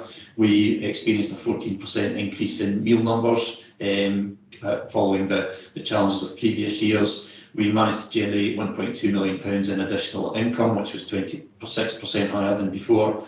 And our community fund, which was started in January of last year, had by the end of March helped 30 organisations, and obviously we've gone on to help many other organisations as well. And despite all the challenges with things like sickness, absence, turnover, supply chain shortages of food and bitumen, etc., we did not experience any service failures. So to reflect the feedback we've had from scrutiny and audit committees, we've into the annual performance report, we've reflected both the challenges and also our achievements. So it's a fair balance, well, we think a fair balance in terms of the activities that we've carried out. And again, as I alluded to earlier on, in terms of performance indicators, I think moving to a performance dashboard with an agreed set of performance indicators, as agreed with the Joint Committee, will strengthen the governance and the PIs that we have in our annual performance report.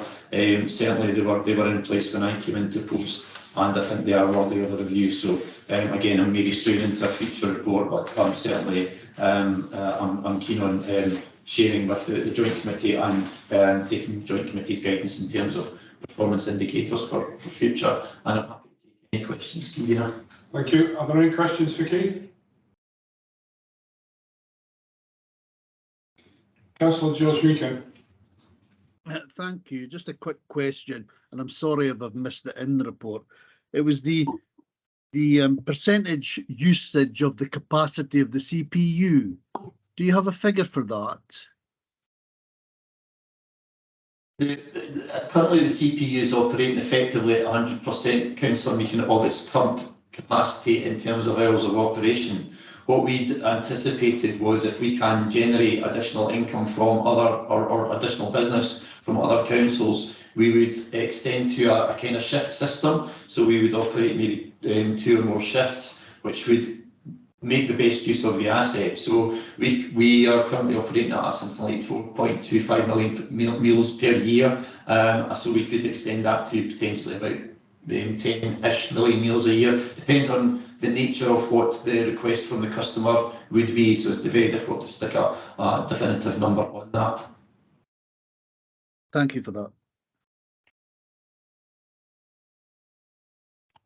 Councillor McCall. Thank you. This is really a follow-up to Councillor Meehan's question, because I've asked exactly the same question in the past about utilisation and basic return on investment as well. I would be interested in knowing what were our assumptions around return on investment in terms of utilisation over more than one shift, if we have that information available. I don't know if we've got that information readily available, Councillor McCall, but it's something we could come come back. I think I'll invite Frank Riley, who's closer to this than myself, or Buchan Strachan, who's equally closer to this than myself. But I think in terms of the business model and the business case for moving to that central production facility, it was all based on the savings that would be made through the existing services to the councils. It wasn't dependent on generating future business, but there is an advantage to generating future business. If I can maybe pass over to Frank to elaborate on that. Thanks, Keith. Councillor McCool, I haven't got anything really to elaborate on because what we have right now, we have a demand that we have to supply, and that's for school meals and nursery meals and community meals, and we have the best staffing model and the right equipment to do that on the most efficient basis possible. When we're talking about sweating the asset more and utilising the central production unit more, what we're talking about is going out there and increasing demand. When we increase demand, how are we then going to deliver that service? And the way I envisaged it when I first proposed this was that potentially we could operate the CPU 24/7, 365 if the demand is there, and kind of think Keith's saying like maybe 10 million meals a year. I think we could produce a lot more than 10 million meals a year. I do have the background work that we did on that previously that I could share with you if we did have this 3-shift pattern, for example, where people were working day shift, evening, night shift. There's a lot of spare capacity left here. If we're putting out more than or less than 5 million meals right now, I'm saying we could put out 3 times that, and we change the model depending on the demand that was out there. And it seems to me the demand is there, and we're closing in on quite a few deals at the moment with other councils. Thank you, Frank. That wasn't really my question, though. My question was around our assumptions in the business case and how we're performing against those. In the sense of what in the sense of the efficiencies or the cost avoidance that the CPU model will generate compared with the traditional model, what the proposal was saying was that we would save £1 million a year compared with the traditional model. Now that's across Tayside, where that million. Is that recurring? Recurring, and it's recurring, Councillor McCool, because sadly, we know that we had to delete the jobs of over 70 cooks, and it's their staff costs that we make the bulk of those savings from. I mean, you had mentioned on Friday that there were other efficiencies. There were other efficiencies there. There were other additional costs, and they're almost offsetting of each other. We had other benefits in terms of much reduced food miles, for example. So we had good green credentials for the CPU, but the savings were £1 million, 450 grand of that was Perth and Kinross Council, and it was just from the cooks and the assistant cooks jobs being deleted. So that's every year the difference between what the cost of the service would have been with a traditional kitchen-based model and the CPU, whatever the cost is. And I know last year and this year is going to be well beyond what we expected. It would have cost another £1 million on top of that if we'd stuck with the traditional model. Thanks, Frank. I'm obviously not asking the question clearly enough, but rather than take up the whole committee meeting, I'll maybe come back to you separately because my question is not being answered. But thank you. Thank you, Sean. Councillor Grant-Lane. Thanks very much. It's just on page 188 and 189. I take it that the graphic over there with average daily meal uptake is only for our school meal provision.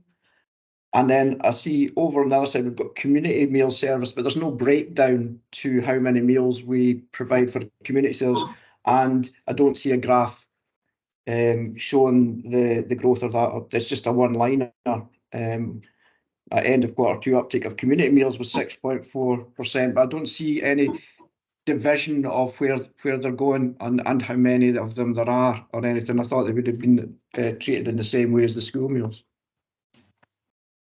I'm happy to reflect that in future annual performance reports, Councillor Lane. I think the reason why we focused on the school meals was the numbers of school meals massively outweigh the numbers of community meals we deliver. But if that was the direction from the joint committee that they're looking for similar kind of trends in relation to community meals, we're more than happy to provide that. Keith, Yeah, you don't mind me thanks, coming in? Keith. I think we've strayed on to the next report. That's not part of the performance report. That's part of the workload. Sorry, there was information on meal service in the APR, but I take your point, Dougie. Sorry, we're getting maybe mixed messages there. Thank you. Councillor Deno. Thanks, convener. It's just a quick question for Frank, really. In the light of Sheila's comments about opening the facility, the food facility in Dundee longer and making more meals, would it not be the case that with the living wage due to go up again in April, that the cost of employing staff and more unsuitable hours with overtime, etc., would that not outvalue the actual profit that you would actually make from producing the meals? No, Councillor Durno. Two things on that. I mean, what I could add is that we were saying it was going to be £1 million recurring savings from the CPU model compared with the traditional model. We borrowed about £2 million, so ROI was 2 years. And that's a good deal. Your point about there would be enhancements for employees that were working evening shifts or night shifts, but that would be factored into our cost. We will not be entering into any contractual arrangement with another council unless it's a profit and a chunky profit, because the three councils in Tayside, they've taken the risk. They've ploughed their money into this, and I think you deserve to make quite a decent profit from other councils who have not taken that risk and who have not ploughed money in. Thanks for that, Frank. Thank you. Councillor Rowe. Just a very brief point, convener. Just to go back on what Frank said there, I think that's an excellent point to highlight, is that any new relationship we'll be looking into would be that contractual relationship with an external person, and therefore would have clearly defined contractual terms going into it, which would both guarantee profit and protect the Tayside contracts from any wild swings in costs, which we've made the decision to, basically our owners have made the decision to not to do that this time around. But I think that's a key decision we need to bear in mind, is we're going to be in a proper business relationship with an external provider and therefore cover ourselves contractually. Thank you, Stephen. Are there any further questions for this report? If there are no further questions, can we note this as report? Agreed. Okay. I was going to suggest doing this last paper and then stopping for a quick comfort break, because we'll be just about halfway through the papers and we've spent about an hour and a half so far. So is everybody in agreement with that? Yeah, a few nods. Okay. Item 8, Elaine. Thank you. Item 8 is the workload report. This is for noting. Thank you. Abuka Strachan and Dougie Mackay will speak to this report. Abuka will speak on the Facilities Service Division and Doug will speak to the construction side. Keith, is there anything you would say before I bring in Abuka? No, I think in the interest of brevity, convener, if we can just move straight to Abuka. Okay, Abuka, do you wish to speak in relation to the Facilities Service side? I do, thank you, convener. This report details the performance of the catering and FM units to the end of Q2 of the current financial year. In catering, we're continuing to see an incline in the meal uptake trend, and although we haven't reached pre-pandemic levels, we're certainly closing the gap. At the end of Q2, we're ahead of budget by 5.9%, which equates to around 129,000 meals. Overall, primary meal numbers are behind budget. However, secondary are ahead despite the 3 days of industrial action at the end of September. The strike closure days affected primaries more than it did secondary schools. In comparison to Q2 and last financial year, our overall daily average meal uptake in Angus is up by 9.4%, up by 11.2% in Dundee and 10.7% in Perth and Kinross, which is really encouraging. In terms of free school meal uptake, this has decreased in primaries since last quarter, but increased in secondaries. So currently sitting at 58% overall for primary schools and 51% for secondaries. The new menu, which we launched in April, continues to be well received, and we continue to implement the actions identified in the school meal review. We're working closely with our council colleagues to increase the profile of school meals. The community meal service also continues to operate successfully in Dundee, and although lunches were slightly behind budget, teas are ahead of budget, so overall sales were 6.4% ahead. In FM, income is slightly ahead of budget in Dundee and Perth by 4% and 1% respectively, and we're on budget in Angus. The Dundee positive position against budget is due to the resource assistance from neighbourhood services transferring in April. We continue to deliver a full janitorial service, and although we have experienced recruitment and retention challenges for school crossing patrol points, the vacancies at the end of Q2 were only 1 in Angus, 2 in Dundee and 3 in Perth and Kinross. So that's a quick summary of the report, and I'm happy to take any questions. Are there questions for Abuka? Dave, Councillor Cuthbert. Thank you. Yeah, I mean, I think the figures look very good. I think one of the things I want to ask is not specifically about the workload. It's to do with the sort of the overall position we're in. There's an awful lot of disquiet at the big losses being made. So I'm wondering, what is the loss per school meal and what is the loss per community meal? And why are we in a loss position? Are we not doing a full cost recovery type pricing? I mean, is it because the council sets a price at the beginning of the year and then we're left taking that price, and then with inflation it's being undercut and we're losing money? And can we change that model? Thank you. I'll bring in Keith to answer that. If you would, Cuthbert, could you defer that question until we talk about the finance paper rather than the workload, because the workload really is about the sort of operation of the business rather than getting about the money side, which comes later. It's a pertinent question, but I think it's probably better dealt with as when we're talking about the financials. Okay, Councillor Lane.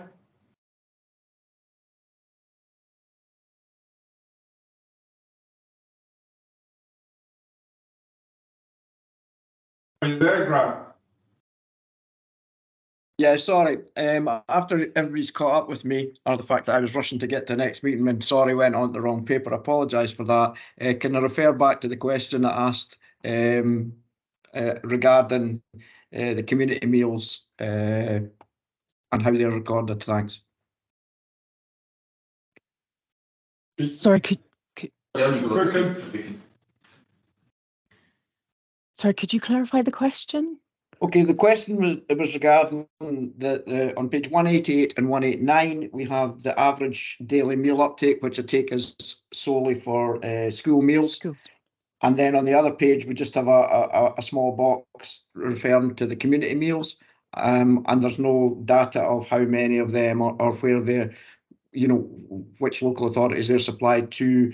And I was wondering for more clarity, because it is all related to the provision out of CPU. So I thought it would have been wondering if we could maybe change that moving forward to give a more rounded description of the number of meals we're providing.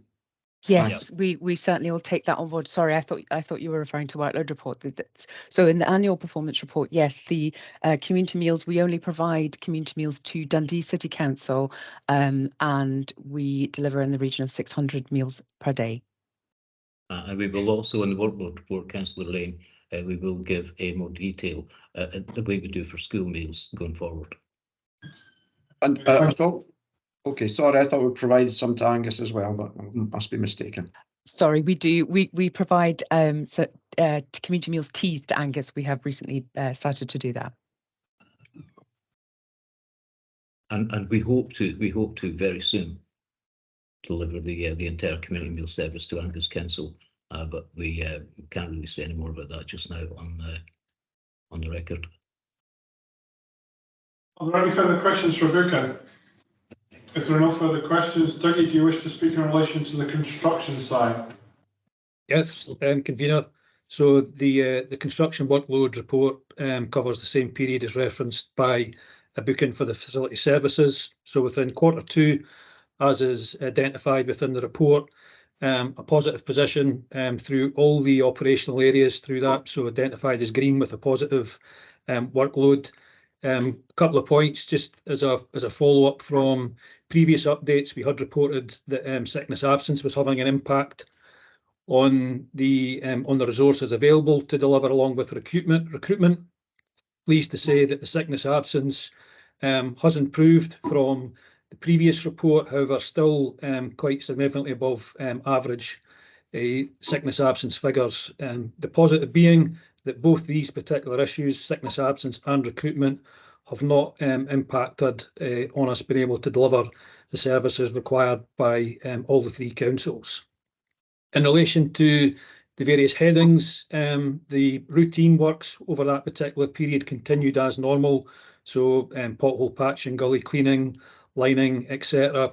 No issues in any of the areas. With regards to the planned improvement works, again, a positive position over all three areas.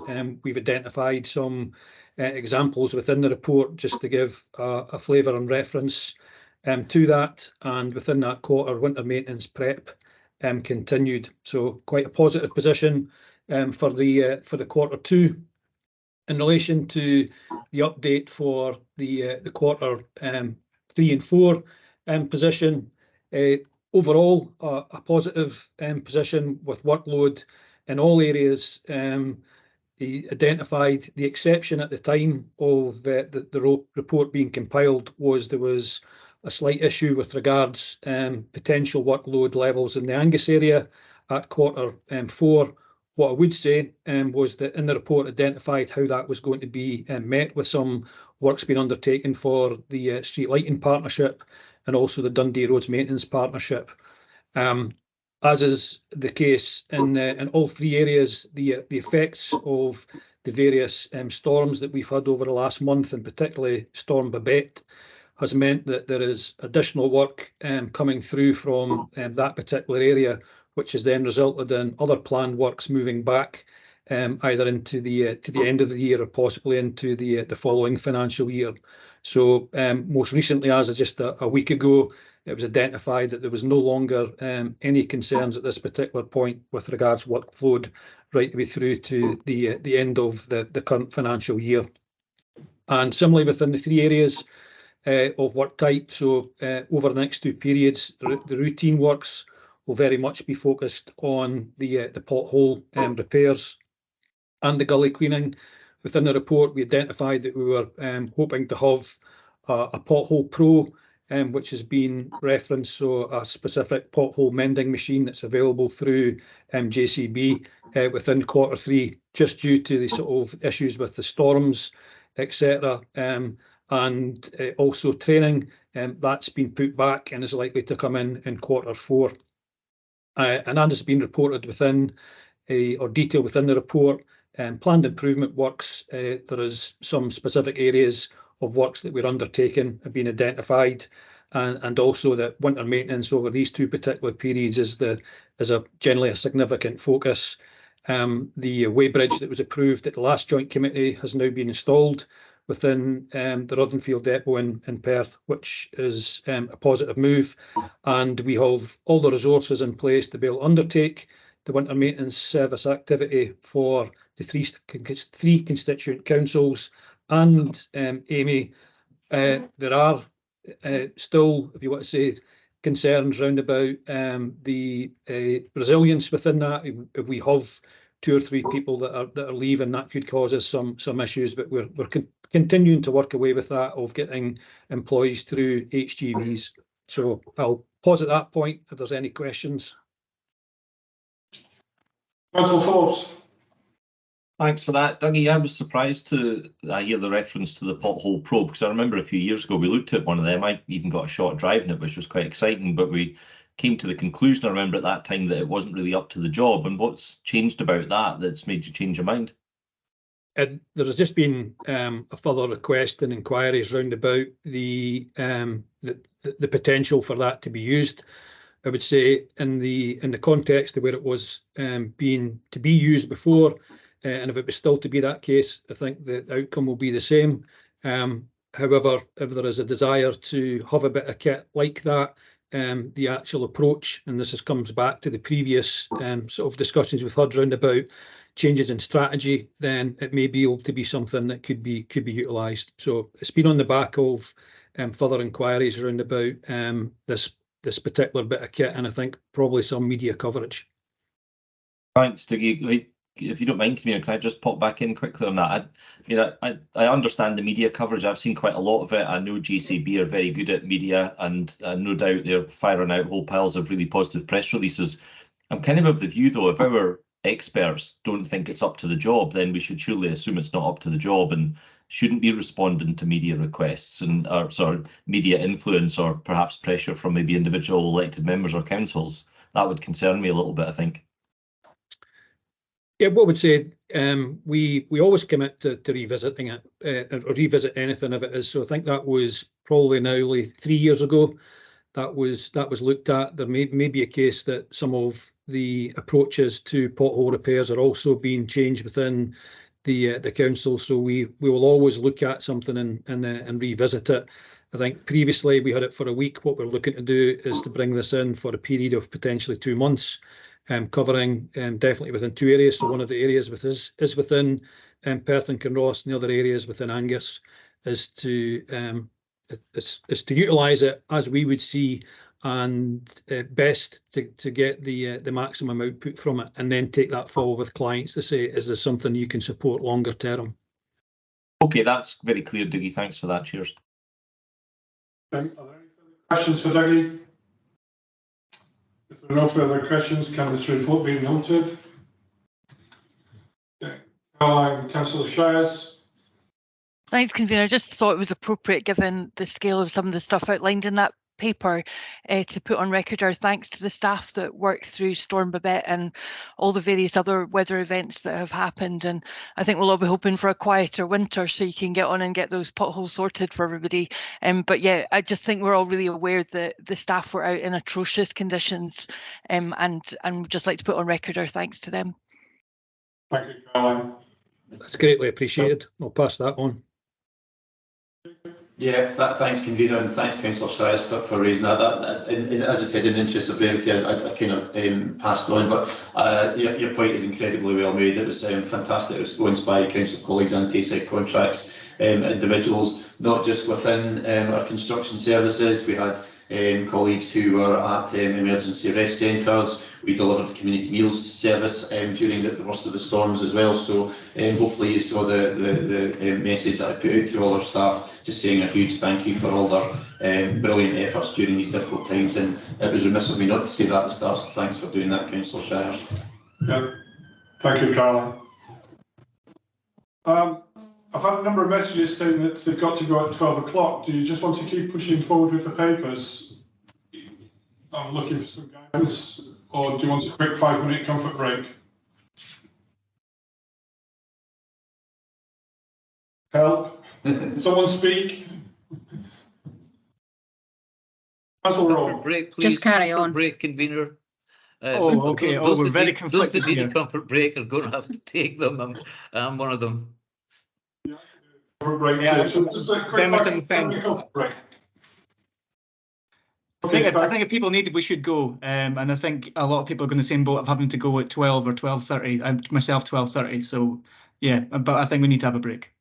Okay, thank you. Right, can we just stop for pause for 5 minutes? Okay, Elaine, could you start paper 9 for me, please? Thank you, Convener. Item 9 is the review of joint committee governance, and you have the report before. Thank you, Elaine. Keith will be speaking to this report. Keith, would you wish to introduce this report? Thanks very much, Convener. Yes, this report is the outcome of a commitment at the Joint Committee to engage with members over the governance of Tayside Contracts, particularly a proposal from Perth and Kinross Council Finance and Resources Subcommittee for Tayside Contracts to establish a scrutiny subcommittee of Tayside Contracts. The primary work behind this involved 2 engagements with Joint Committee members on the 13th and 18th of October. Personally, I found these very positive and very grateful for members attending and speaking so frankly and openly about what their considerations were. Tried to capture the key issues and the areas of consensus and areas of diversity of opinion in the report that you have before you. If I was to summarise several things, probably the key ones for me are a willingness from joint committee members to have more briefings and engagements and sessions. I think one of the elected members described it as a deep dive into certain issues, and we're more than happy to do that. We've had a track record of having engagement sessions for joint committee members, so definitely keen on that. The second one was, again, very strong unanimity in terms of moving to a dashboard type of performance viewing arrangement, and that would counter one of the other issues which elected members had, was about no surprises. The third key issue was about the possibility of a scrutiny subcommittee. There was very diverse views on that one. As you can see in my report, I'm suggesting that with the deep dive arrangements, and I would want to seek joint committee members' views on which areas they would like to have that greater in-depth review, and also with this sort of no surprises. I'm hoping that through the dashboard, which would be accessible at any point to any elected member, would hopefully address these concerns. And at this stage, I'm not suggesting that we have a scrutiny subcommittee. Also, joint committee members were keen on moving to a more hybrid meeting arrangement, which would appear to be very successful in council arrangements. And also, just there was various information gaps and awareness, and we'd look to address that through very helpful support from the committee, Roger Many, and we would look to any gaps in awareness and information. We'd look to fill that in briefings or Q&A documents, etc., just so joint committee members are aware of those gaps in their knowledge and how we support that. So happy to answer any questions. Thank you. Can we start with Councillor Forbes, followed by Councillor Fotheringham? I've noticed that Councillor Lane has put in an amendment. Okay, so Councillor Forbes. Yeah, thanks, Convener. And Keith, thank you for the work that you and your team did for those engagement sessions. I thought they were open and frank, and I think a lot of us felt quite comfortable saying exactly what we thought, and I know you took it all on board, so thank you for that. I agree with your proposal not to have a scrutiny subcommittee, but I wonder if the recommendations could include that representatives from Tayside Contracts should go to each of the council's scrutiny committees at least once per year. Wonder what your thoughts were on that. Thanks, Councillor Forbes, and again, slightly going back to a previous report, that was one of the recommendations from Keith Winter's review. So I've always said we're more than happy to go to the scrutiny and audit committees. I do so on an annual basis to Angus Council. I have been in the Perth and Kinross one before, and more than happy to attend if the scrutiny committees want to have me there. I appreciate, Keith, you can't force yourself upon them, but I would be pretty confident if you were to approach them and say you'd like to come, I'm sure you'd be welcome. And I really just wanted to try and get the recommendations firmed up that that's what would happen, rather than you as a managing director of Tayside Contracts as an organisation just kind of sitting back waiting for an invitation to really kind of push yourself in there, if that's okay. Yeah, happy to take that as an action, and whether it be from the convener or myself, maybe work out the detail, but we could contact the conveners of these scrutiny committees to say we're it equates to our substantial assurance. There's a bit of interference on the line. There are 3 recommendations within this report. One of them is around financial monitoring. Can I ask people to mute their mics? Yeah, can someone mute the mic, please? Thank you. Sorry about that. Yeah, I'm happy to take that on board, Councillor Forbes, and write to the conveners of each of the committees and offer our availability to attend. Councillor Fotheringham. Thank you, convener. Actually, Councillor Forbes, I think, covered what I was going to say, but I chair the Angus Scrutiny and Audit Committee, and I don't think there's a need, and I'm a newbie here, so I need for a scrutiny subcommittee, because Mr. McNamara comes to our committee once a year, and I'm sure if we asked him to come 2 or 3 times a year, he would. And then that's a time where all the councillors then are on that committee can get to scrutinise Tayside Contracts. So it's more of a comment, and I apologise, but Angus covered it in his question. Thank you. Councillor Lane.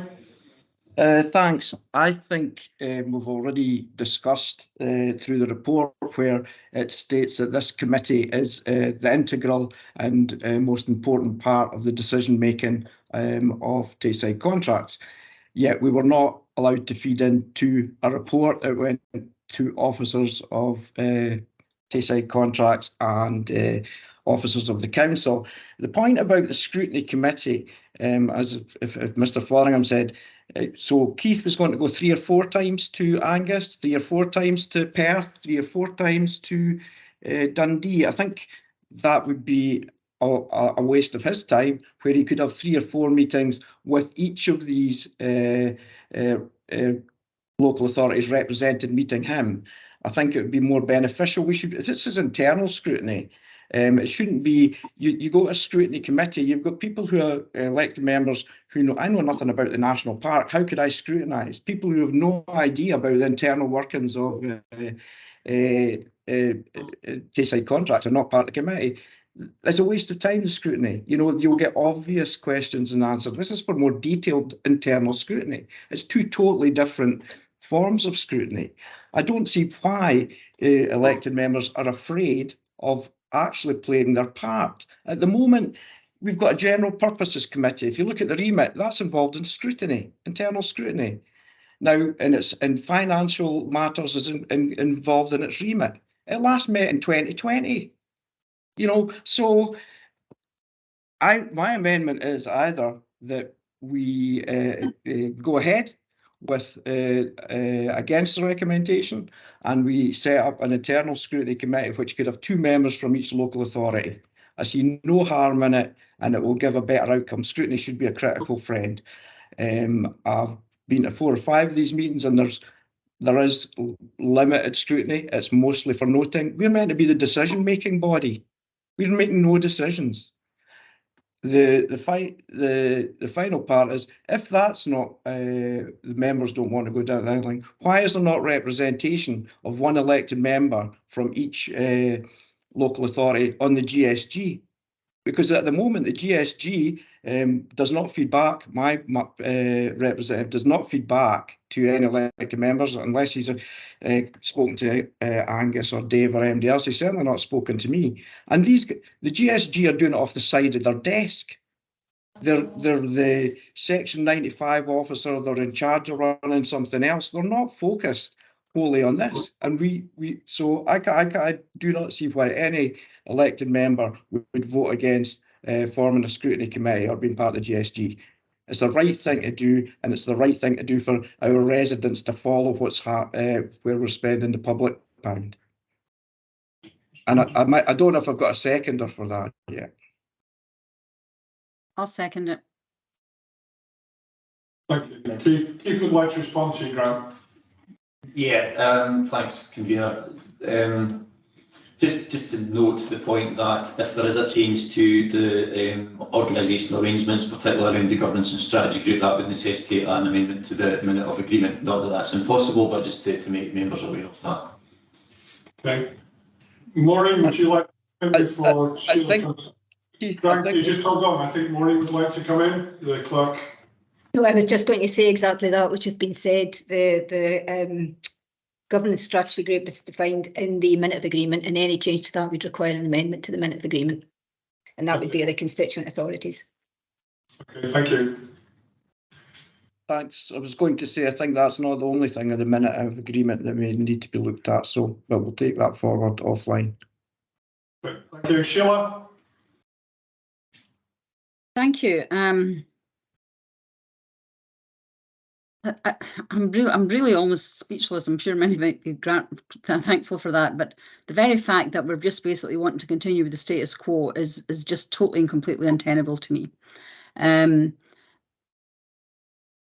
think the discussions that were held around this subject, the fact that were held during our council recess was not acceptable, even though that was pointed out. The fact that 8 members attended over the 2 sessions, now maybe I've misunderstood the wording, but if that's 8 members in total, then that doesn't, our joint committee needs 10 to be quorate, and representation from each constituent council. So maybe it's 8 at each session, or maybe it's 8 in total. I honestly don't know. It's unclear. But regardless, it required a bit more than just, an opportunistic, some sort of discussion being held during council recess, and it should have been a formal, structured process rather than a briefing. I would also look at the recommendation that you have more briefing and engagement sessions, but that does not form part of any structured formal governance. You know, these briefings and engagements, they might be informative, but they certainly aren't decision making, and they certainly can't make recommendations. And I'll give you an example, and those of you who've been on this committee for the same length of time as I have will probably have heard me saying this before. At my very first committee meeting, I think, or maybe not the first one, but shortly thereafter, I asked for a copy of the corporate fleet strategy for this organisation. I've yet to see it. And this is exactly the sort of thing that a subcommittee, a scrutiny subcommittee, or the general purpose committee, whatever you want to call it, would have the opportunity to go into in a lot more detail, to ask more questions of officers in a private environment, so that when a paper did come forward, or an update to the fleet strategy came forward to this committee, there would have been some adequate scrutiny undertaken. None of that happens currently. I can think of half a dozen different things that are discussed with the strategic review group, but we have none of the background as elected members to be able to scrutinise those discussions, to provide any input, as I mentioned before. I mean, the fact, the discussion in item 5 actually should be a good precursor to this, and that elected members were offered no opportunity to input. They're consulted afterwards. This joint committee should not be a nodding dog that ticks things off and notes papers. It's meant to be a decision-making body. And ultimately, if something goes wrong, this committee will have some accountability. And I do not feel currently that we have that opportunity to do sufficient involvement, and sometimes at earlier stages of key decisions. The decisions are made outside of this committee, it seems to me. We don't get all the information provided, and we therefore cannot possibly provide the adequate and detailed scrutiny required. So I cannot support this paper. I completely support the amendment, and I think we really need to think very seriously about our scheme of delegation, or the benefit of agreement with we've already said in item 5 that we need to look at our arrangements with the strategic review group.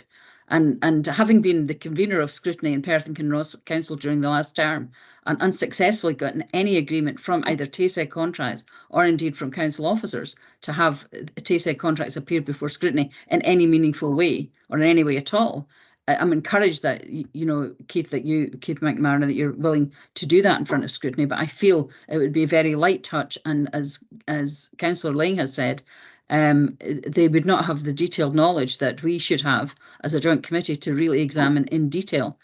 So I think, again, it would just be another kind of tick box exercise. I cannot stress enough how much we need something else, and I fully support the amendment. Thank you. Thanks, Convener. Councillor McCall, you made a point about, it was pointed out that these engagement sessions were in the recess. I don't think that issue was pointed out to me. It may have been pointed out to other people, but that didn't come to me. I would also advise that in the communications out to joint committee members about these in sessions, I did say that if members wanted to have, say, a one-to-one with me or further engagements, I was happy to consider that. So I just want to put that on record. So Keith, can I just come back? I did point out immediately those invitations. Sheila, could you let Keith finish, please? I thought I'd finished. My apologies. No, sorry, there were several points. The second one was about fleet strategy. If we've not provided documentation to yourselves as requested, I can only apologise for that. Please just make contact with us and we'll send information out to you. I got an email from an elected member over the weekend about something that we hadn't sent out. So that's the way to deal with that. I mean, we're all human, and sometimes if we miss things out, so more than happy to kind of cover that. Thank you. That's me concluded. Okay. If I may just respond, Convener, I did reply immediately, Keith, to say that these two things were during recess, these two sessions, and that I wouldn't be able to attend. And I don't know how many other colleagues from Perth and Kinross Council were available. And in terms of contacting you individually, I think that's a very generous offer. However, that then equally undermines the role of this joint committee, because you've got individual elected members contacting you on individual matters, and the rest of us don't really know what's going on. So I think while that's helpful to solve some issues, I don't think it really addresses the overarching issue of the governance of this joint committee. Thank you. Okay, Stephen, can I bring you in, please? Stephen Rock. Thank you, Convener. I'm not going to make a long point because we have been here a long time this morning. I think we've covered a lot of ground that's been useful. I think we've also gone back over ground, which is less than useful. I think we've seen in papers beforehand, we've seen the independent opinion of experts. We've seen Audit Scotland give their opinion that there is a great deal of potential for scrutiny in this organisation that currently exists.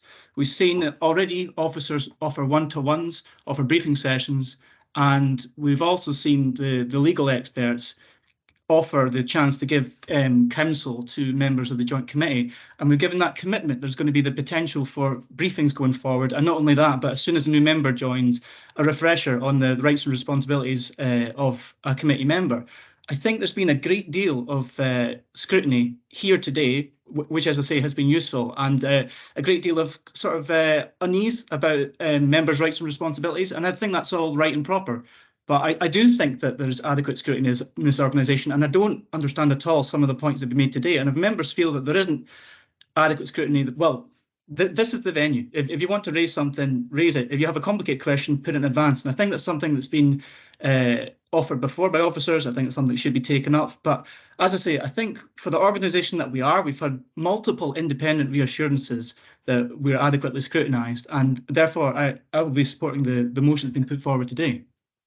Okay, Councillor Durnell. Thanks. I think Stephen sort of said the same thing as I said. Also been in the committee a long time. Never really found there was any problems until this year, since the financial bites have come in, and obviously councils are looking more to save money. But I do think if members do feel like they want to be more involved with Tayside contracts, they should actually stand as conveners for this committee, because we do get a lot of information, and maybe we don't feed it all back out to you, but our doors are always open for any questions you want to ask on anything.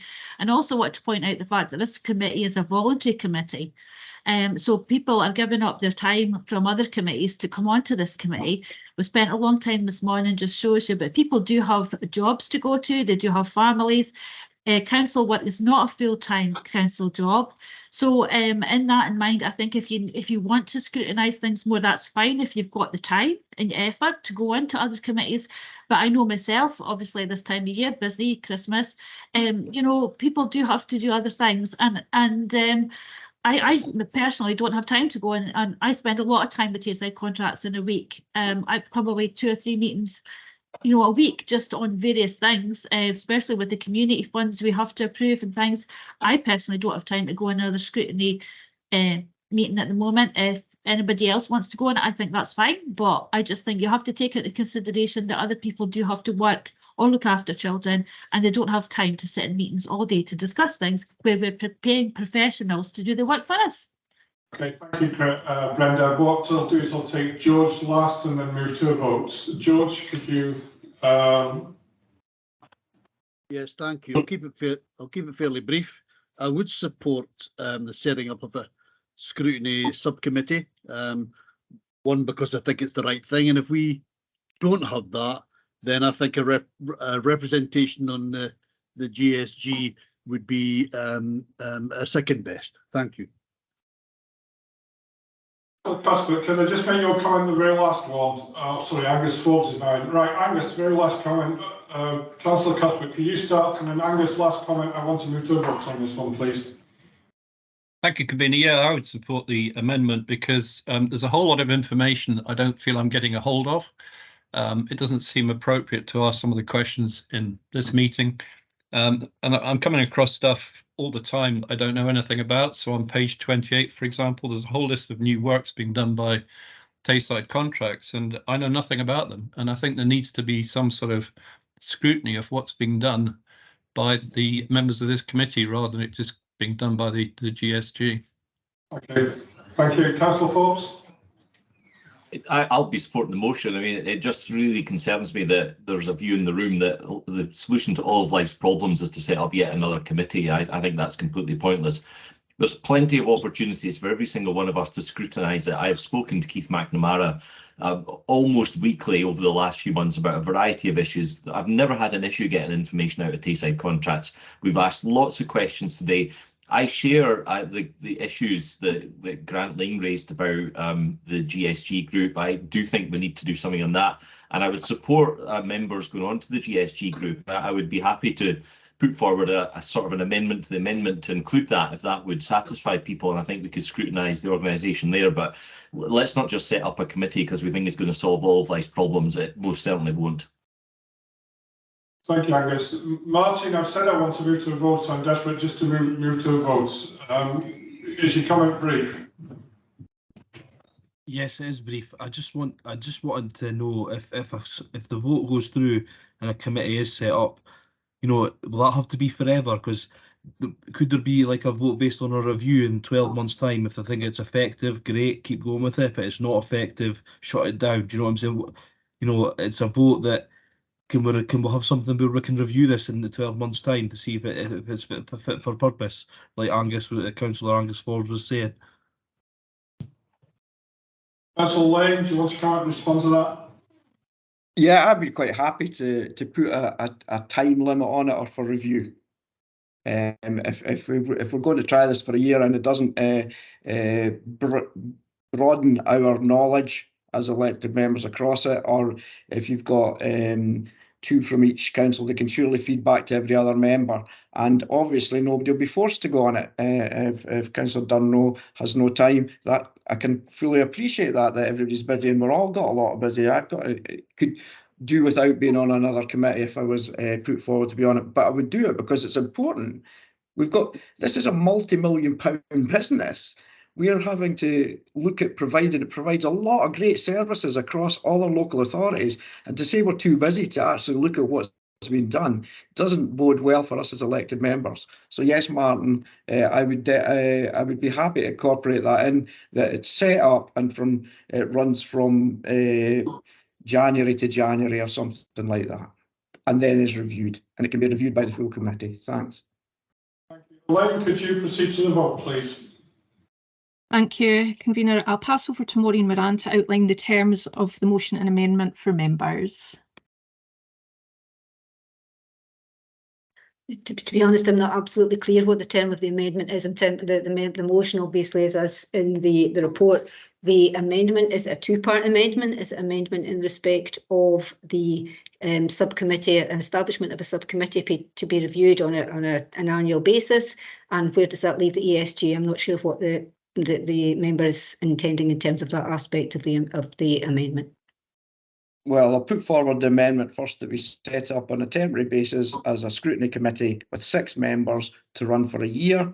And if that amendment fails, I will put forward that we go to the GSG. So that's my first amendment that I'm putting forward, is to go with, or somebody else may want to put that forward, is to go with, we set up a scrutiny and performance committee for the term of 1 year to be reviewed as to its performance after a year by this committee.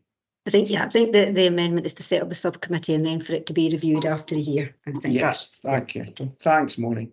Okay. Elaine? Thank you, and now go to the vote. So the motion is the report as it stands, as moved by Councillor Rowe. Clarification from Councillor Forbes.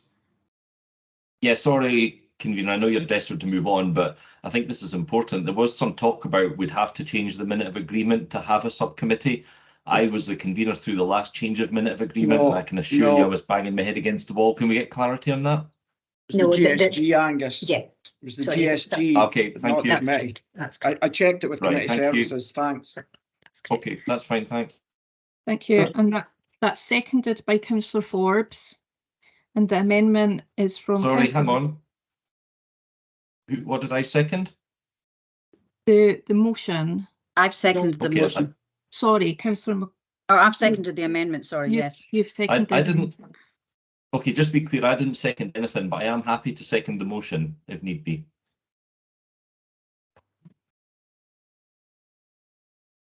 Okay, the motion as moved by Councillor Rome and seconded by Councillor Forbes. Against the amendment moved by Councillor Lang and seconded by Councillor McCall. And I'll now go to the vote. Bailey Williamson. Amendment. Councillor Lang. Amendment. Councillor McCall. Amendment. Councillor Forbes. Motion. Councillor Shires. Motion. Councillor Cuthbert. Amendment. Councillor Rome. Motion. Bailey Roberts, I think, has left the meeting. Councillor Scullin. Motion.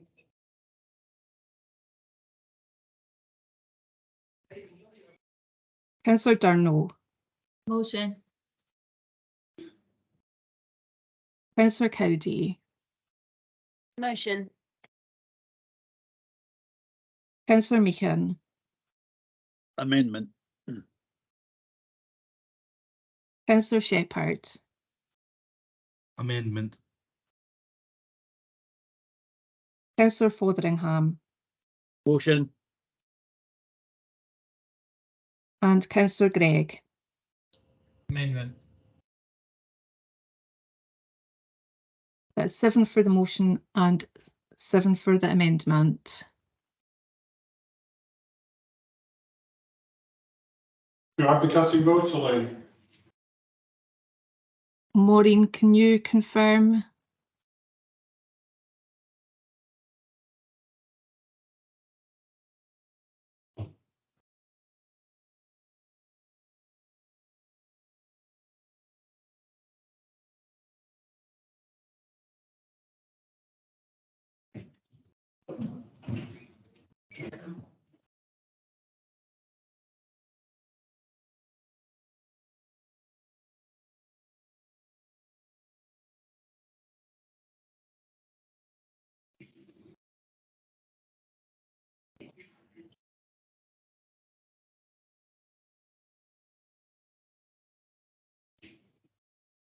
Apologies, convener. No, there doesn't seem to be a casting vote in the standing orders. The standing order says that other than is provided by standing order 15, clause 11 of the amendment of agreement, as 3/4 majority of those members present and voting shall be required in all voting procedures. I beg your pardon, yes, the convener shall have a second or casting vote except in relation to appointment of a member of the joint committee to any particular office, in which case addition, yes, convener, you do have the casting vote. Okay, so could you just read that out to me again? Did we need 3/4 of the members to vote in agreement of something there, Maureen?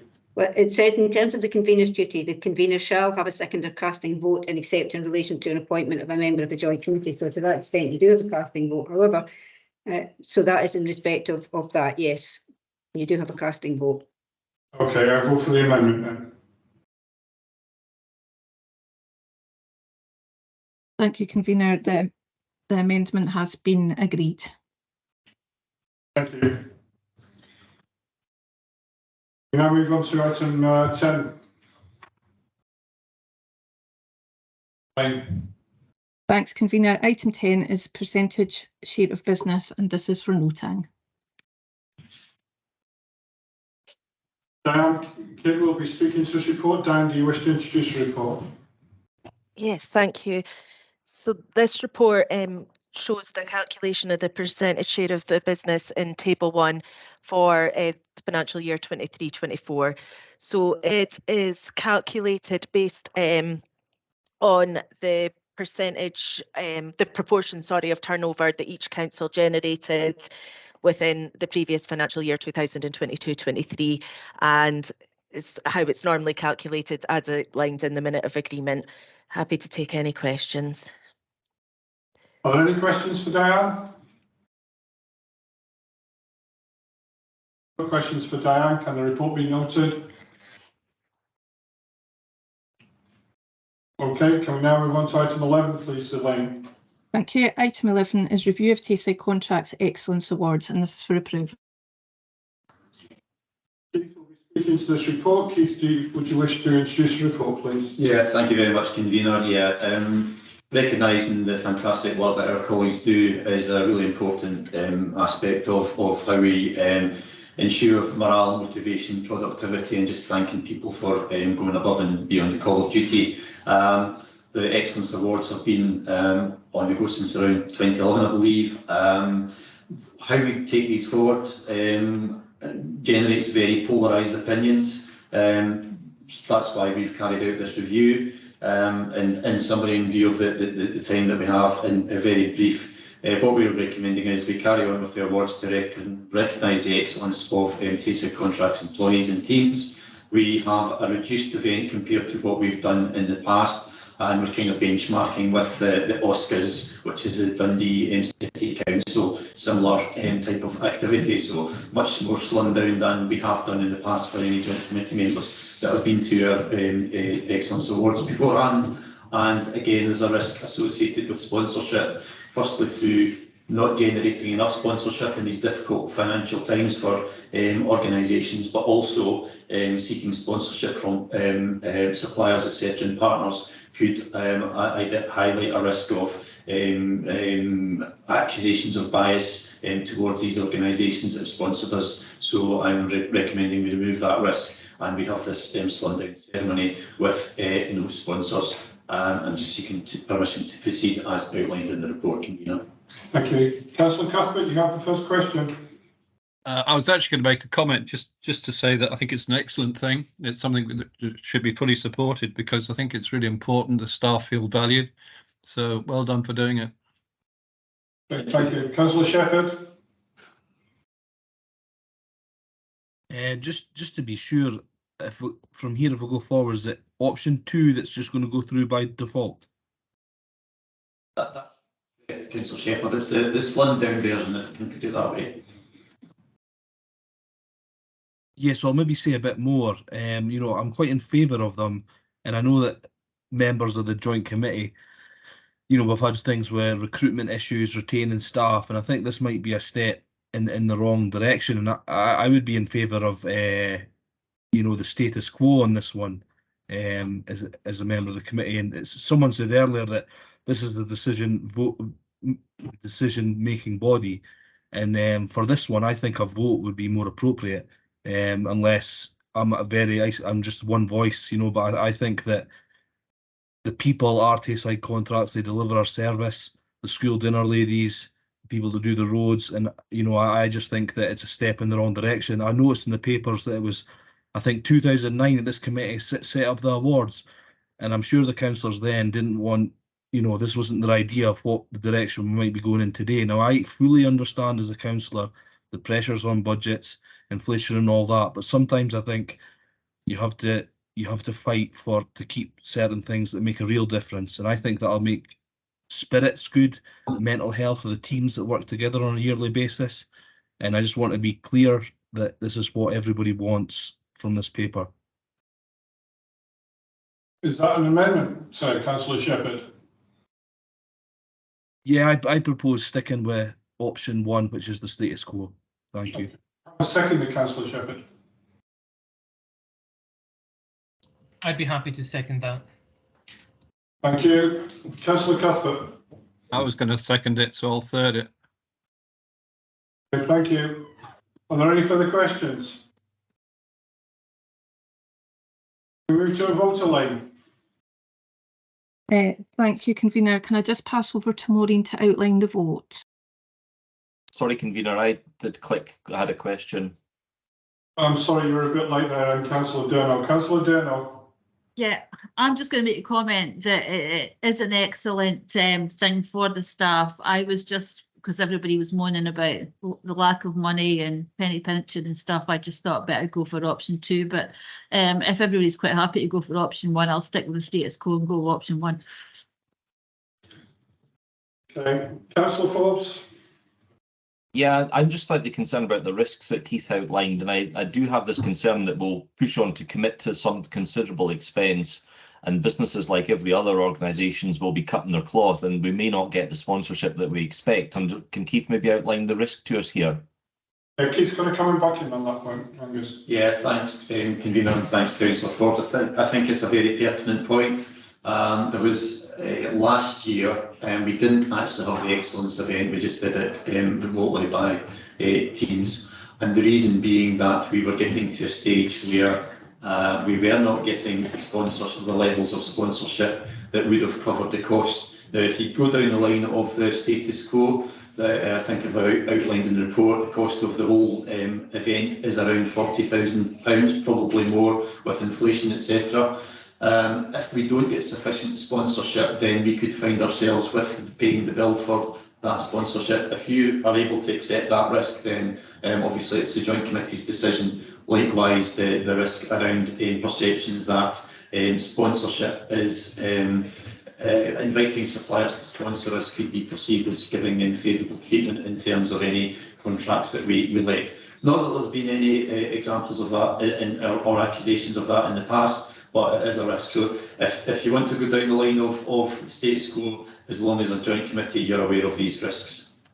Sheila, I was going to move to the vote. Is your point brief? I hope so. I agree with maintaining the awards, but I do think that it's rather foolhardy and reckless of us as a committee to continue to support funding as it was before, simply because every single one of our councils are facing financial challenges, as is every council in Scotland. I do know that I've had received commentary before from the lavishness or the perceived lavishness of the events compared to local authority similar events. And I think this conclusion that the option 2 brings it more into line with the scale and representation of the ceremony itself, more in line with what happens at local authority level is absolutely appropriate. And I would be strongly supporting the recommendation that's in the paper. Thank you. Elaine, can we now move to the vote, please? Thank you, Convener. Maureen Moran, can you outline the terms of the motion and amendment? Thank you. Apologies, Elaine, no, I didn't catch the amendment. The motion is obviously in terms of the recommendation to continue with the Tayside Contracts Excellence Awards and to continue with an annual award ceremony to mark employees' achievements as detailed in option 2 of the report. I'm sorry, I wasn't aware of what the amendment was. I didn't catch that. The amendment just to maintain the status quo of the awards. Thank you. The way it is as present. Thank you. Okay, so the motion, I am really sorry, I missed the movers and the seconders for both. Can we just confirm? I'll move the motion, Elaine. Okay. And I'm happy to second it. Was that you, Councillor McCall? And the amendment? I was proposing the amendment and Councillor Gregg was my seconder. Greg, apologies. Okay, I'll now move to the vote. Bailey Williamson. Motion. Councillor Lang. He's left. Councillor McCall. Motion. Councillor Forbes. Motion. Councillor Shires. Motion. Councillor Cuthbert. Amendment. Councillor Rome. The motion. Councillor Scullin. Councillor Scullin, I think, is also left. Councillor Durno. Difficult one. I'll go with motion. Councillor Cowdy. She's left. Councillor Meehan. Motion. Councillor Shepherd. Amendment. Councillor Fotheringham. Amendment. And Councillor Gregg. Amendment. That is 7 for the motion and 4 for the amendment, so the motion is carried. Thank you, Elaine. Can we now move on to item 12, please? Programme of meetings. Item 12 is programme of meetings for 2024 for noting. Thank you. Can these dates be agreed? Convener. Sorry, yeah. Just in light of no issue with the dates of the meetings, but it's more about the length of the meetings. I'm quite happy to be here till 12:30, but it's making sure that people can carve out the time in their in their day to make sure that they're here for all of the papers, etc. So it might be even that we start a little bit earlier, or if that can maybe be looked at. Yeah, there's been a number of things on the chats as well, Caroline, so yes, I'll pick those up, okay. Thank you. Are we agreeing the dates for the next meeting or for the meetings? Yes. Agreed. Item 13, Elaine. Item 13 is the date of the next meeting, which will be Monday, the 11th of March 2024. Can this date be noted? Okay, nodding heads. Item 14, Elaine, can you introduce, please? Sorry, convener, that concludes the public part of the agenda, and I will now stop the recording. Thank you.